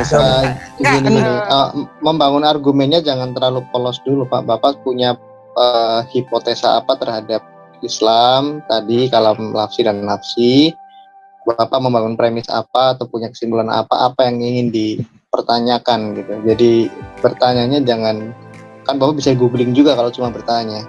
Iya. Bukan, saya kan ini kan karena perbedaan pendapat ini antara Mu'tazilah dan Ahlussunnah, makanya saya bingung di sini ya, menurut Jadi Bapak. begini ya, Bang Adon, Umi akan jawab singkat saja ya mengenai masalah perbedaan pendapat bagi ajaran kami. Islam itu tidak ada masalah selama itu tidak menyalahi daripada syariat-syariat Islam atau ajaran-ajaran yang sudah ditetapkan di dalam Al-Quran. Perbedaan pendapat tadi Umi sudah jelaskan, baik itu tentang kunut dan tidak kunut, tentang tahlil dan tidak tahlil, itu bukan menjadi satu masalah yang fundamental selama itu tidak menjadikan kekufuran artinya keluar dari ajaran-ajaran Islam, keluar dari ajaran-ajaran yang sudah tertulis di dalam Al-Quran. Enggak, gini Umi Dini, saya mau bertanya paling simpel aja, menurut Umi Dini firman Allah itu diciptakan atau tidak diciptakan? Jawab aja gitu. Nah, ini udah dijawab tadi, makanya ini akan Ya, saya mau dengar menjadikan jawaban ulang. mendengar jawaban ini. Kan singkat, Ya, diciptakan atau tidak? Bapak ini moderator bicara. Bapak mendengar, kami yang lain bosan, Pak.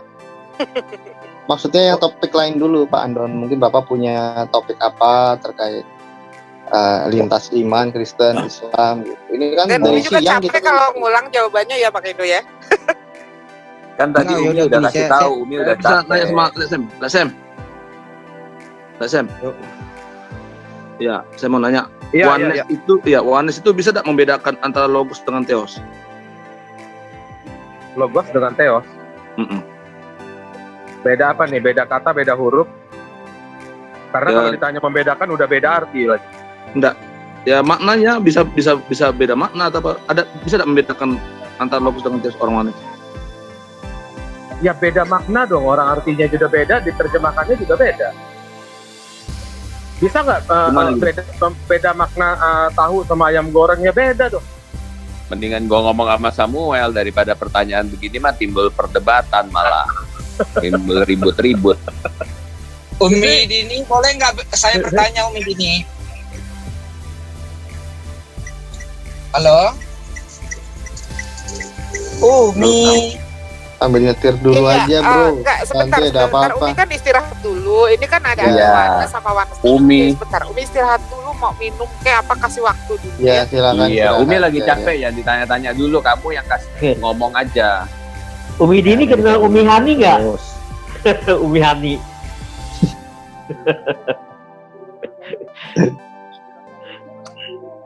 Ente Umi nabi terakhir. Dini. Umi Sini ada Pak Dani ya? Ada Pak Dani Itu ya? makeup Mana Pak Dani? nya pakai apa ya kalau bisa cantik banget gitu? Oh ya, kita ucapkan selamat datang, Pak Dani. selamat malam buat Pak Dani. Iya, Pak Dani. Ya, Malam Pak Dani. malam semuanya teman-teman. GIC siapa ini? Ini sudah lama terhilang, kini kembali. Ini siapa ini Pak ini? Slack where? Udah nggak Biasanya apa-apa. anak, Link biasanya sudah kan anak bungsu yang hilang. Sudah kok biar kita Ini anak tahu. paling tua yang hilang. Oh, ada rupanya di sini HMC. Selamat datang HMC. HMC mana pernah berani debat. Ini JIC ini. Jik ini.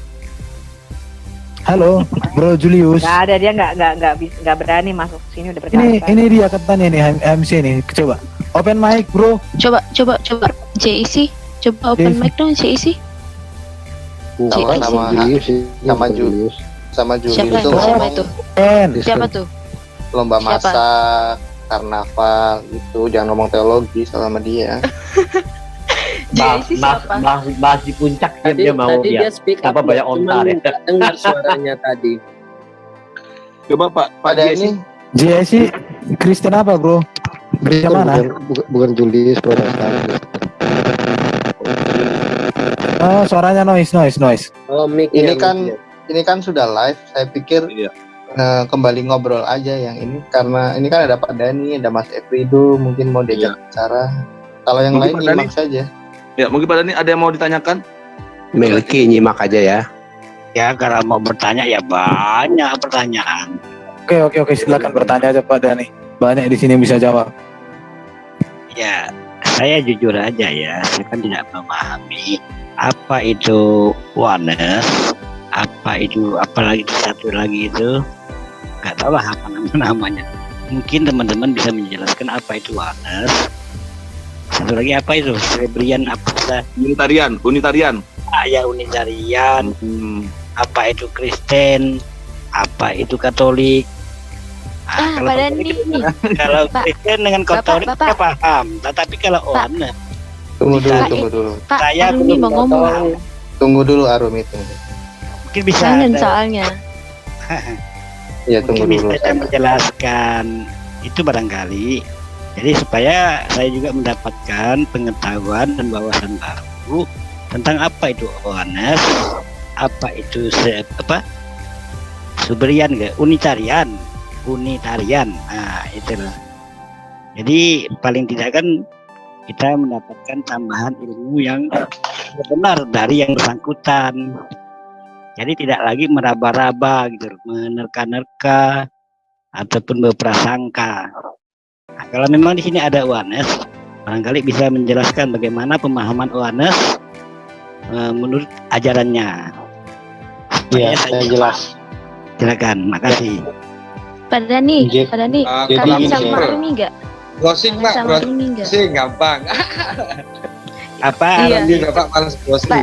Pak Dani kangen sama Rumi nggak? Jangan dulu bicara kayak gitu, aduh ngiri kali ya. Kalau kangen, Ini kalau kangen Pak kita Dani bahas udah yuk. lama nggak muncul. Sekali ya. Iya. Sepertinya lupa ingatan pertanyaan sama Iya. beberapa bulan yang lalu juga tanyain juga saya. Ini kita Iya, bahas ini Pak, pertanyaan sama. bahas Wahyu itu dari dari Paul. Pak EKS, Pak EKS. Aku ragu dengan Pak Dani ini. Video Makanya FTP itu. mau dipakai dia di Iya. sini. Iya, Saya kemarin makanya. udah bilang innalillahi ya apa enggak gitu toh muncul nih. Ini kok lupa ingatan ini. Pertanyaan sama udah dijawab nih. Iya, Nggak ada. bertahun-tahun. Nggak ada. Saya bertanya tentang oneness, saya kan baru. Udah lama ya kan? makanya. Berarti ini bukan Pak Dani nih. Oke, saya mau ngobrol Nggak sama mau. Pak Dani ya sebentar. Ayo ngobrol Saya mau sama Pak ngobrol. Dani. Pak Dani, apa yang Pak Dani pahami sejauh ini tentang oneness itu dulu? Jangan dulu, kita pahamin aja dulu. Begini Satu Pak Dani. bicara supaya Satu Oke. bicara dong. Oke Pak Dani, monggo Pak Dani. Ini kan pengetahuan saya sekilas ya. Tolong kalau salah diluruskan. Iya. Saya lihat dari YouTube itu oneness itu katanya bahwasanya Dani, sebentar sebelum lanjut saya mau ngomong. Kalau Pak Dani ngomong kalau salah tolong diluruskan, itu bukan untuk saya Pak. Kalau Bapak Dani ngomong itu sama saya, kalau saya ketemu orang salah saya ceburin Pak. Lanjut silakan Pak. boleh, nggak apa-apa ditegurin juga nggak masalah kan. Saya kan mau pengen tahu. Oke Pak Dani, apa yang Pak Dani pahami? Jadi kalau yang saya tahu ya nih, mohon sekali lagi, katanya sih kalau oneness itu mengatakan Yesus itu utusan bukan Tuhan. Apakah benar seperti itu? Nah, kalau saya berharap begini ya Pak Dani, kita hindari karena kita menghormati teman-teman oneness juga di sini, mungkin juga tidak sepenuhnya ada yang trinitas. Tapi kalau Bapak mau mengetahui secara umum bisa kita jelaskan.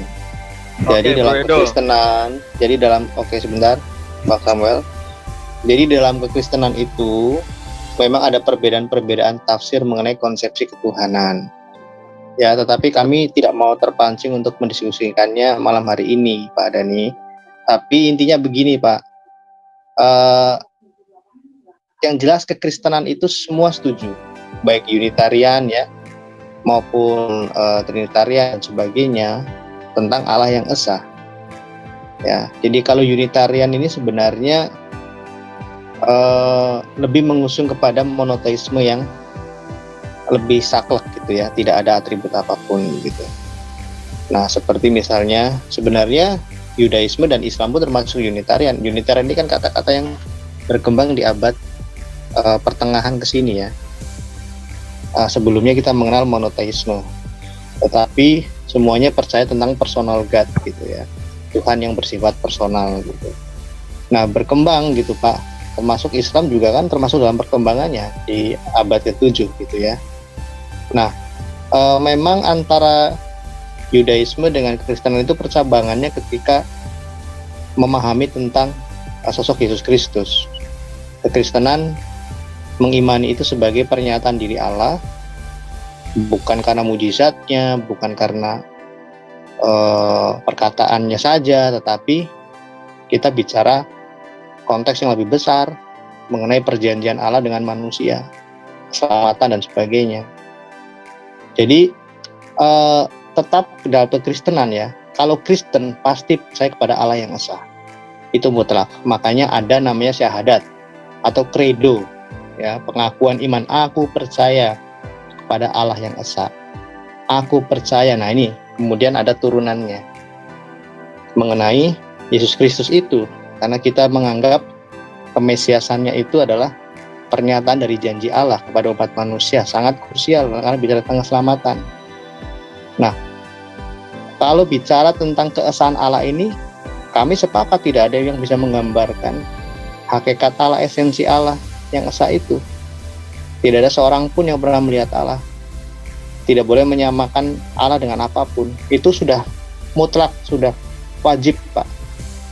Nah, tapi kita bicara tentang pernyataan diri Allah atau wahyu-wahyu Allah yang sifatnya wahyu yang khusus. Nah, Yesus Kristus inilah wahyu khusus Allah kepada manusia terkait karya keselamatan penebusan. Nah, kami dalam kekristenan terkait Yesus Kristus ini kita harus hati-hati, karena ketika umat Islam mempertanyakan kenapa kamu menuhankan Yesus Kristus yang manusia, kami tidak pernah menuhankan kemanusiaannya, tetapi tetap kealahannya. Lalu hubungannya dengan Allah yang esa apa? Nah itu Pak, kita bicara tentang konsepsi ketuhanan. Bagaimana kami memahami kealahan dari Yesus Kristus ini dengan tepat. Kemudian kita bicara Roh Kudus, pernyataan diri Allah saja. Tetapi pernyataan diri Allah ini tidak sekedar hanya Allah menunjukkan dirinya, tetapi memiliki semacam titik kesadaran gitu ya. Karena misalnya saya dengan Pak Dhani, aku dan kamu gitu. Di Roma 8 ayat 27 dikatakan Allah mengetahui maksud roh itu, Roh Kudus. Di 1 Korintus 2 ayat 10 dikatakan tidak ada yang tahu dalam diri Allah selain roh Allah. Nah, ini bukan terus memberapakan Allah, tidak. Nah, jadi intinya Pak Dhani, pemahaman tentang Allah yang esa ini memang ada beberapa corak pemahaman. Nah, tetapi itu tidak merubah esensi utamanya. Kami menyembah Allah yang esa seperti yang Yesus Kristus ajarkan. Itu sudah final. Jadi ketika di dalam, maaf ya saya agak menyeberang, ketika dalam Quran itu menyatakan kafirlah, kira-kira ya bunyinya, mungkin pasti saya tidak tepat, tapi kira-kira bunyinya kafirlah orang yang meninggalkan Tuhan atau apa, tidak ada di dalam Kristen. Menyembah Allah yang tiga tidak ada. Itu politeis, triteis, itu oleh gereja pun sudah anatema, dikutuk. Jadi ada lebih 103 heresi kita sebutnya, kalau dalam bahasa Arab bid'ah gitu ya. Kalau dalam bahasa Greek itu heresi atau penyimpangan yang sudah diidentifikasi oleh gereja saat itu, termasuk Injil-Injil apokrif, Injil-Injil palsu, terus tulisan-tulisan pseudografia, itu sudah ada dengan ditemukannya dokumen Nag Hammadi di perpustakaan di abad 10 begitu ya. Di situ gereja sudah memetakan ini loh daftar Injil-Injil apokrif, termasuk Injil Barnabas yang seringkali dijadikan oleh teman-teman Muslim untuk literatur. Itu sudah dipetakan semua. Jadi intinya pemahaman tentang ketuhanan ini meskipun ada corak ya, tapi tetap kembali kepada prinsip utama, yaitu Allah yang esa, yang transenden, tapi sekaligus bagaimana memahami Allah yang imanen, yang menyatakan dirinya, yang hadir dalam manusia. Jadi nggak ada masalah Pak, tetap kembali ke Allah yang esa. Kalau mengajarkan Allah yang tidak esa, itu pasti di luar kekristenan. Gitu Pak Dhani. Boleh saya tanggapi nggak? Ya boleh dong.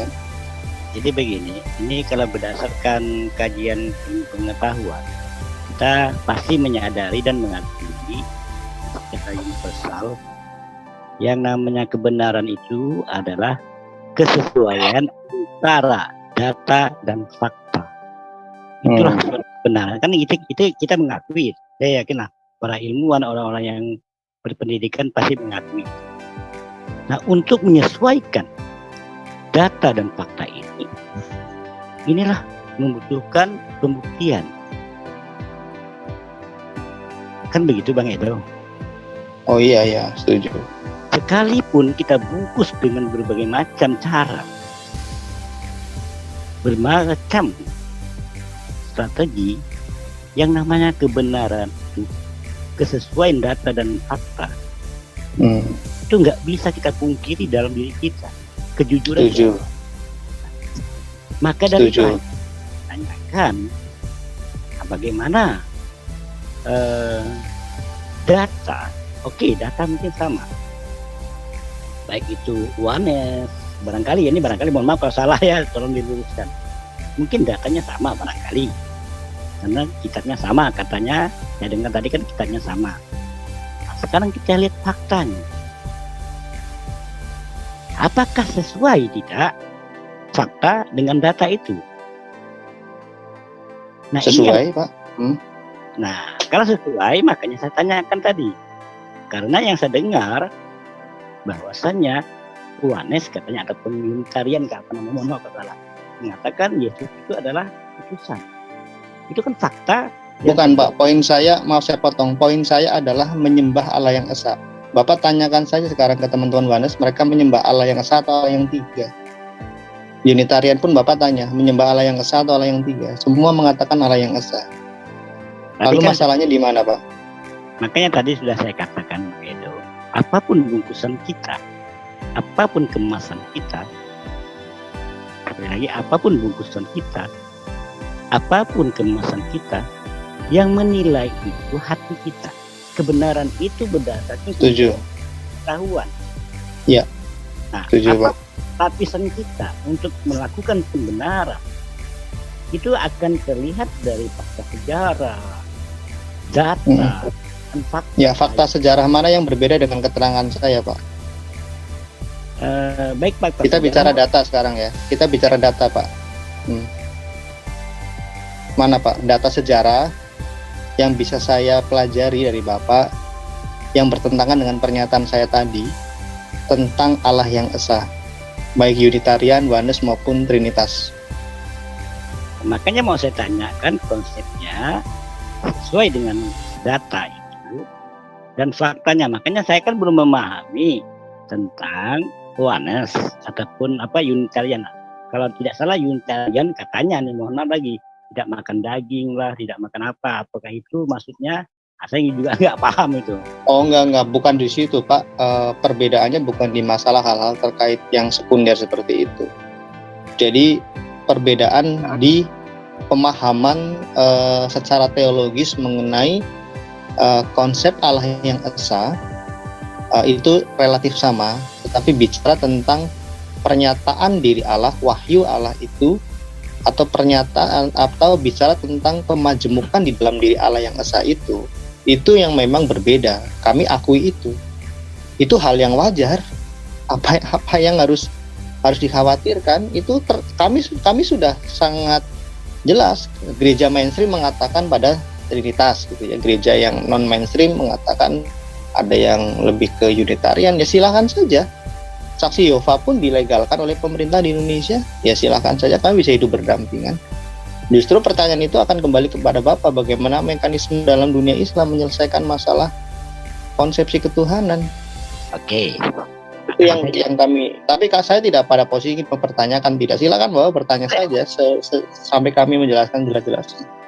Ya, sebenarnya kalau saya mau menjelaskan tentang dunia Islam, saya sangat kompeten di bidang itu. Tetapi dari beberapa apologet pun yang datang ke sini berbeda-beda, Pak. Ada yang mengatakan sifat Allah itu di luar esensi Allah, ada yang mengatakan menjadi satu. Ya tidak masalah, kami memaklumi itu karena itu hanya masalah penafsiran. Jadi saya sebenarnya tidak mau memancing pada ini untuk menjelaskan tentang itu. Justru saya lebih suka ditanya, Pak. Kalau Bapak mau tanya sama kekristenan, saya sangat senang. Nah sebenarnya karena Bapak tadi ada menyinggung masalah primer dan sekunder, ya kan? Betul nggak, Bang Edo? Iya sama, di semua agama ada hal-hal yang sekunder, bicara cara ibadah begini begitu, ya sama lah. Maka kalau di dalam Islam kan primernya jelas, sekundernya jelas. Ada batas sama agarnya. Di Kristenan juga sama. Nah, kalau memang sama, tolong ditunjukkan di Kristenan di mana primernya yang menyatukan tiga yang tadinya Unitarian, apalagi tadi Yohanes, Kristen. Di mana primernya di mana? Mungkin bisa dijelaskan pagar-pagarnya di mana? Mungkin Jadi begini, Pak ya. Saya tidak tahu di Islam ada semacam teologi sistematika atau tidak, atau mungkin hal-hal yang terkait sejarah tentang doktrin gitu ya. Tetapi dasar dari iman Kristen tentu mutlak ya, yaitu Yesus Kristus. Kemudian kita bicara hal tentang persekutuan orang-orang percaya yang kita sebut jemaat, atau yang kemudian diterjemahkan melalui bahasa Portugis ke Indonesia itu menjadi gereja gitu ya, eklesia ya. Terus kemudian kita juga percaya kepada sakramen, baptisan, jamuan dan sebagainya. Kita juga percaya kepada liturgi, doksologi, penyembahan kepada Allah begitu. Nah, lalu perbedaannya di mana? Hal-hal yang sangat sekunder. Mungkin bagaimana ketika liturgi itu dijalankan, ada yang mengadakan mungkin menggunakan satu format liturgi ortodoks, ada yang menggunakan yang kontemporer, ada yang di tengah-tengah. Itu tidak jadi soal. Dan mungkin ada beberapa doktrin-doktrin yang sifatnya sekunder, seperti lebih kepada tata layanan gereja, tata layanan kehidupan berjemaat, pendidikan agama Kristen dan sebagainya. Tetapi hal-hal yang primer seperti misalnya tentang konsep ketuhanan Allah, kealahan gitu ya, keesaan Allah. Terus kemudian yang kedua bicara tentang penciptaan, yang ketiga bicara keselamatan, yang keempat bicara tentang Yesus Kristus, yang kelima bicara tentang Roh Kudus, yang keenam bicara tentang gereja, yang ketujuh bicara tentang eskatologi, akhir zaman. Itu semua yang Kristenan mainstream, bahkan Oneness pun memiliki akar teologi yang sama. Jadi betapa indahnya kekristenan membangun, mentransformasi dirinya, Pak. Dan itu terdokumentasi dengan sangat baik, Pak. Terdokumentasi dengan baik sejak abad mula-mula, termasuk liturgi Rasul Yakobus, saudara dari Yesus Kristus, pemimpin gereja Yerusalem. Itu masih terpelihara sampai saat ini. Jadi itu Pak, kalau Bapak mau mempelajari kekristenan, sangat kaya dengan fakta sejarah, baik sejarah di dalam dokumen sejarah di dalam kekristenan maupun dari luar kekristenan yang mendukung tentang eksistensi kekristenan. Gitu Pak Dani, silakan ditanggapi. Ya, saya menanggapi ada 7 yang Pak Edo sampaikan tentang yang dimaksudkan primer tadi, yaitu tentang ketuhanan, tentang Roh Kudus, tentang Yesus, apalagi tadi pokoknya saya dengar 7, nanti bisa saya. Ya, banyak tentang manusia juga Pak, antropologi, tentang banyak lah tentang Allah, manusia, penciptaan, keselamatan, gereja gitu. Nah, itulah perbedaannya. Ini sebagai perbandingan saja, sebagai tambahan wawasan. Kalau di dalam Islam itu namanya rukun. Apabila bertentangan dengan rukun satu saja, tidak sesuai dengan pemahaman rukun, nah itu sudah keluar dari Islam, Pak. Itu tegas dalam Islam. Apabila contoh Syiah sudah keluar dari rukun, ya sudah, dia bukan. Berarti mereka bukan Islam gitu ya Pak ya? Bang, itulah patokan barometer kami. Ada pagar, ada kejelasan, ada kepastian. Lalu buat Islam kamu tidak remang-remang. Tidak remang-remang. Jangan dipotong dulu. Jadi Islam itu tidak remang-remang di dalam ajarannya. Makanya dikenal namanya rukun. Rukun Islam misalnya ada 5. Rukun iman. Kemudian kalau dalam pernikahan rukun nikah. Kalau sholat ada nama rukun sholat. Jadi itu yang tidak boleh kami berbeda. Kalau berbeda itu dia sudah keluar dari ajaran Islam. Kalau berbicara tentang Islam, rukun Islam, sekali lagi kalau bicara tentang rukun Islam, dia sudah merusak rukun Islam, itu sudah keluar dari Islam. Kalau dia rusak dari rukun nikah, berarti dia pernikahannya tidak sah. Kalau dalam sholat rukunnya tertinggal, tidak dilaksanakan, maka dia tidak sah dalam sholat. Termasuk rukun haji. Apabila rukun haji tidak terlaksana, berarti dia tidak haji.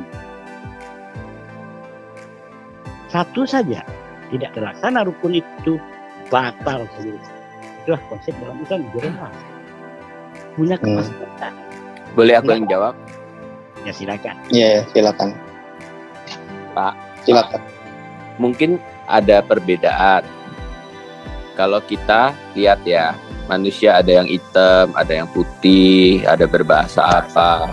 Bagi Allah itu sama aja.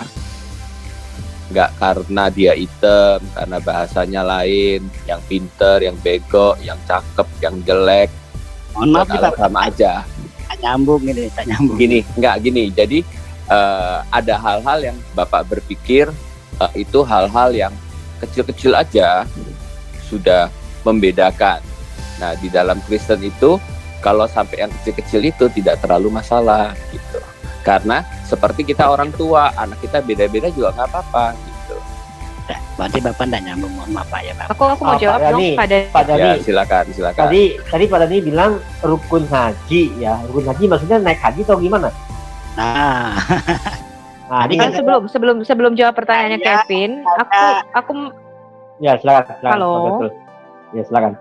ya kita sebelum ngomongin masalah haji, aku mau jelasin perbedaan-perbedaan tadi yang Pak Dani tanyakan. Kalau saya jawabannya langsung to the point ya Pak. Maaf, saya orangnya to the point.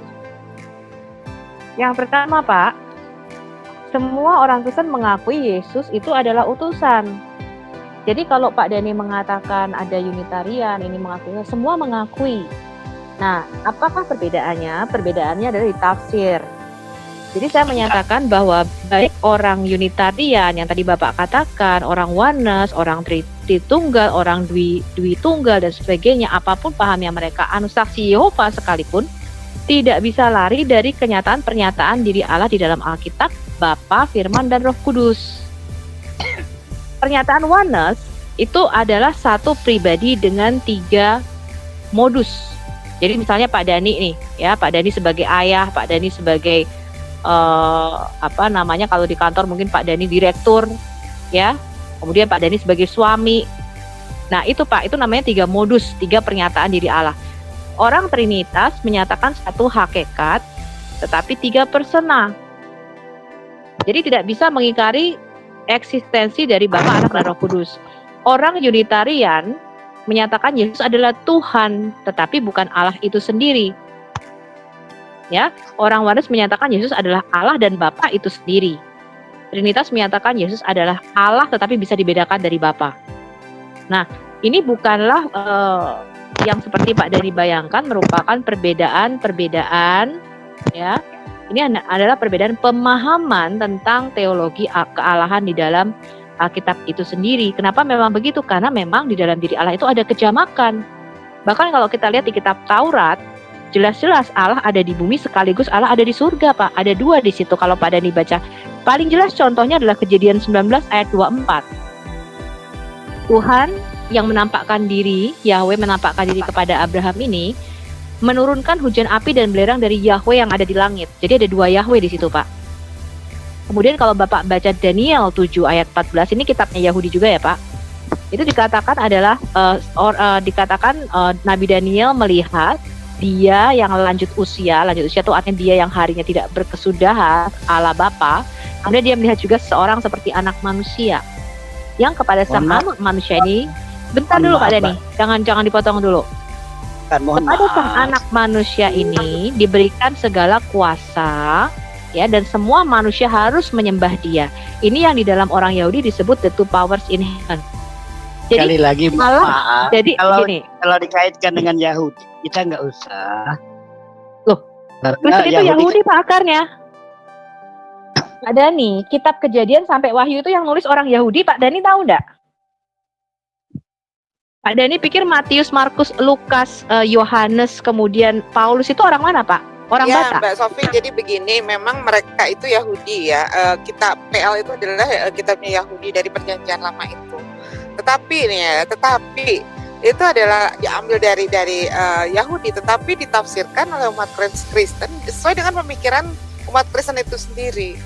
Jadi bukan sesuai dengan pemikiran umat Kristen, Umi Dini. Yang menafsirkan itu adalah Yesus sendiri. Makanya Yesus berkata, segala sesuatu ya yang tertulis. Loh, sekarang buka Lukas 24. Dari mana Alkitab Perjanjian Baru? Matius, jangan. Lama apa Perjanjian Baru? Kamu duluan apa aku duluan yang ngomong deh? Enggak, Lukas itu Perjanjian Lama, Perjanjian Baru.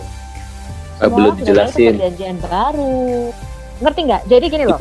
Ibu Didi dengar dulu. Iya, makanya dengerin dulu kalau aku lagi jelasin. Kan yang lebih tahu kitab kita. Ya. Makanya kalau Anda tanya Perjanjian Lama, iman Kristen itu tidak bisa dipisahkan dari Perjanjian Lama. Itu kita telan bulat-bulat. Gak ada yang kita rubah dari Kejadian sampai Maleakhi. Jadi kalau Anda beli sekarang, Anda ke Yahudi, ya Anda ke Israel sekarang, Anda beli ya Tanak Perjanjian Lama. Kitabnya beda nggak sama kitabnya yang Kristen? Sama persis plek. Itu yang kita pakai, kita telan bulat-bulat. Makanya tadi Pak Erben mengatakan kalau Allahnya satu, harusnya kitabnya bisa disatukan. Makanya kami mengatakan kami menyembah Allah Abraham. Belum selesai Pak Dani. Kami menyembah Allah Abraham. Karena kitabnya jadi satu, nyambung. Pak Dani perlu tahu ya, Alkitab Perjanjian Lama dari Kejadian sampai Maleaki itu penuh dengan nubuatan mengenai kedatangan Mesias.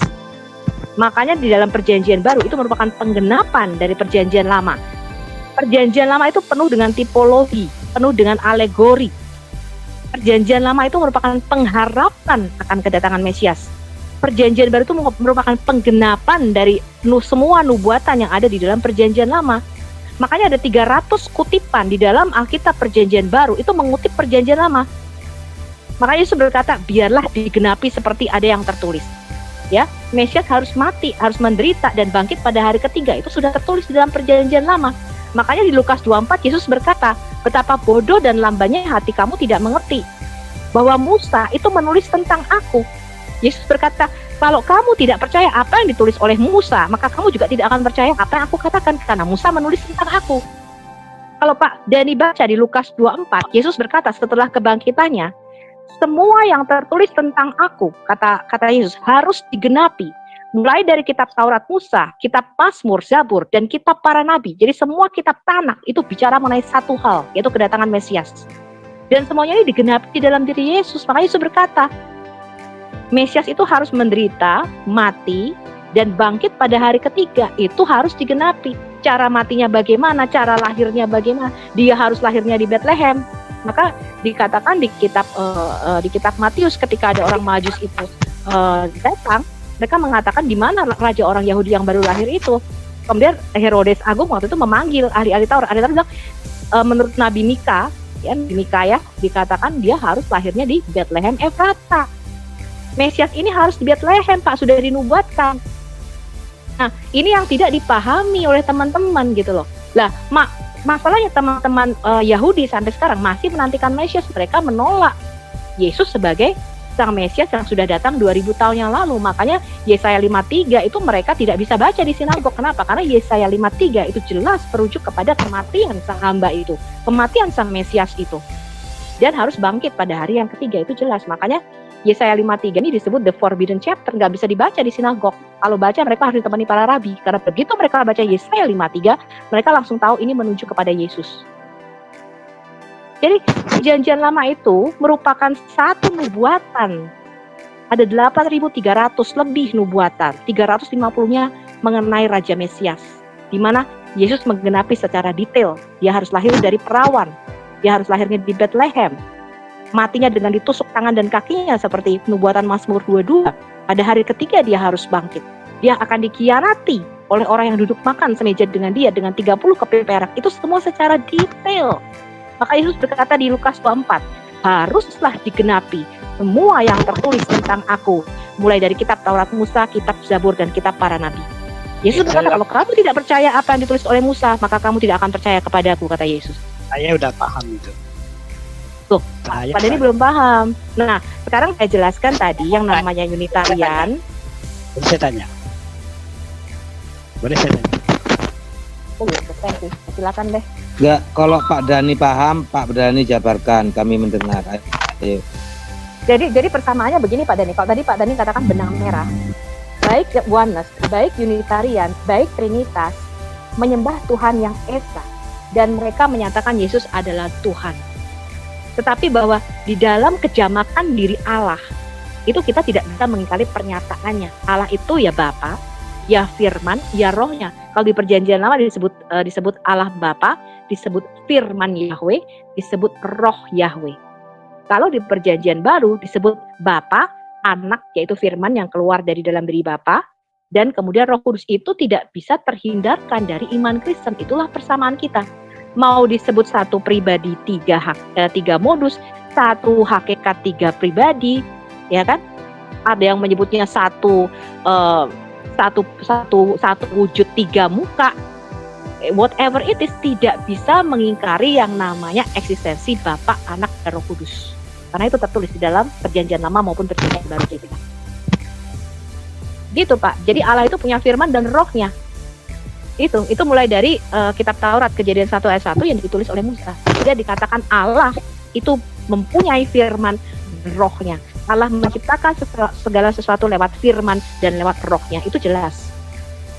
Jadi Trinitas itu bukan keberapaan jumlah Allah, tapi kebagaimanaan Allah yang Esa itu, ya. Jadi Trinitas itu menguraikan kebagaimanaan Allah yang Esa itu berinteraksi dengan ciptaannya. Itu konsep Trinitas.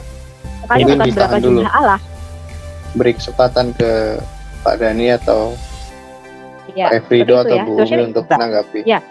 Saya sarankan nih Mas Edo, kalau bagaimana kita pakai waktu supaya adil dan bijaksana.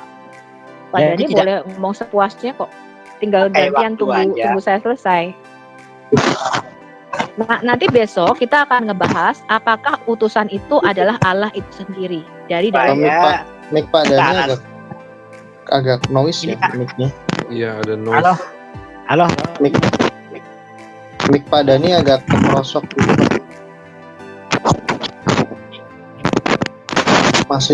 Masih kresek-kresek Pak. Mungkin earphone-nya dicabut dulu terus dipasang lagi. Ya, jadi kesamaan benang merahnya adalah semua mazhab di dalam Kristen mengaku Yesus adalah Tuhan. Masih kresek-kresek Pak.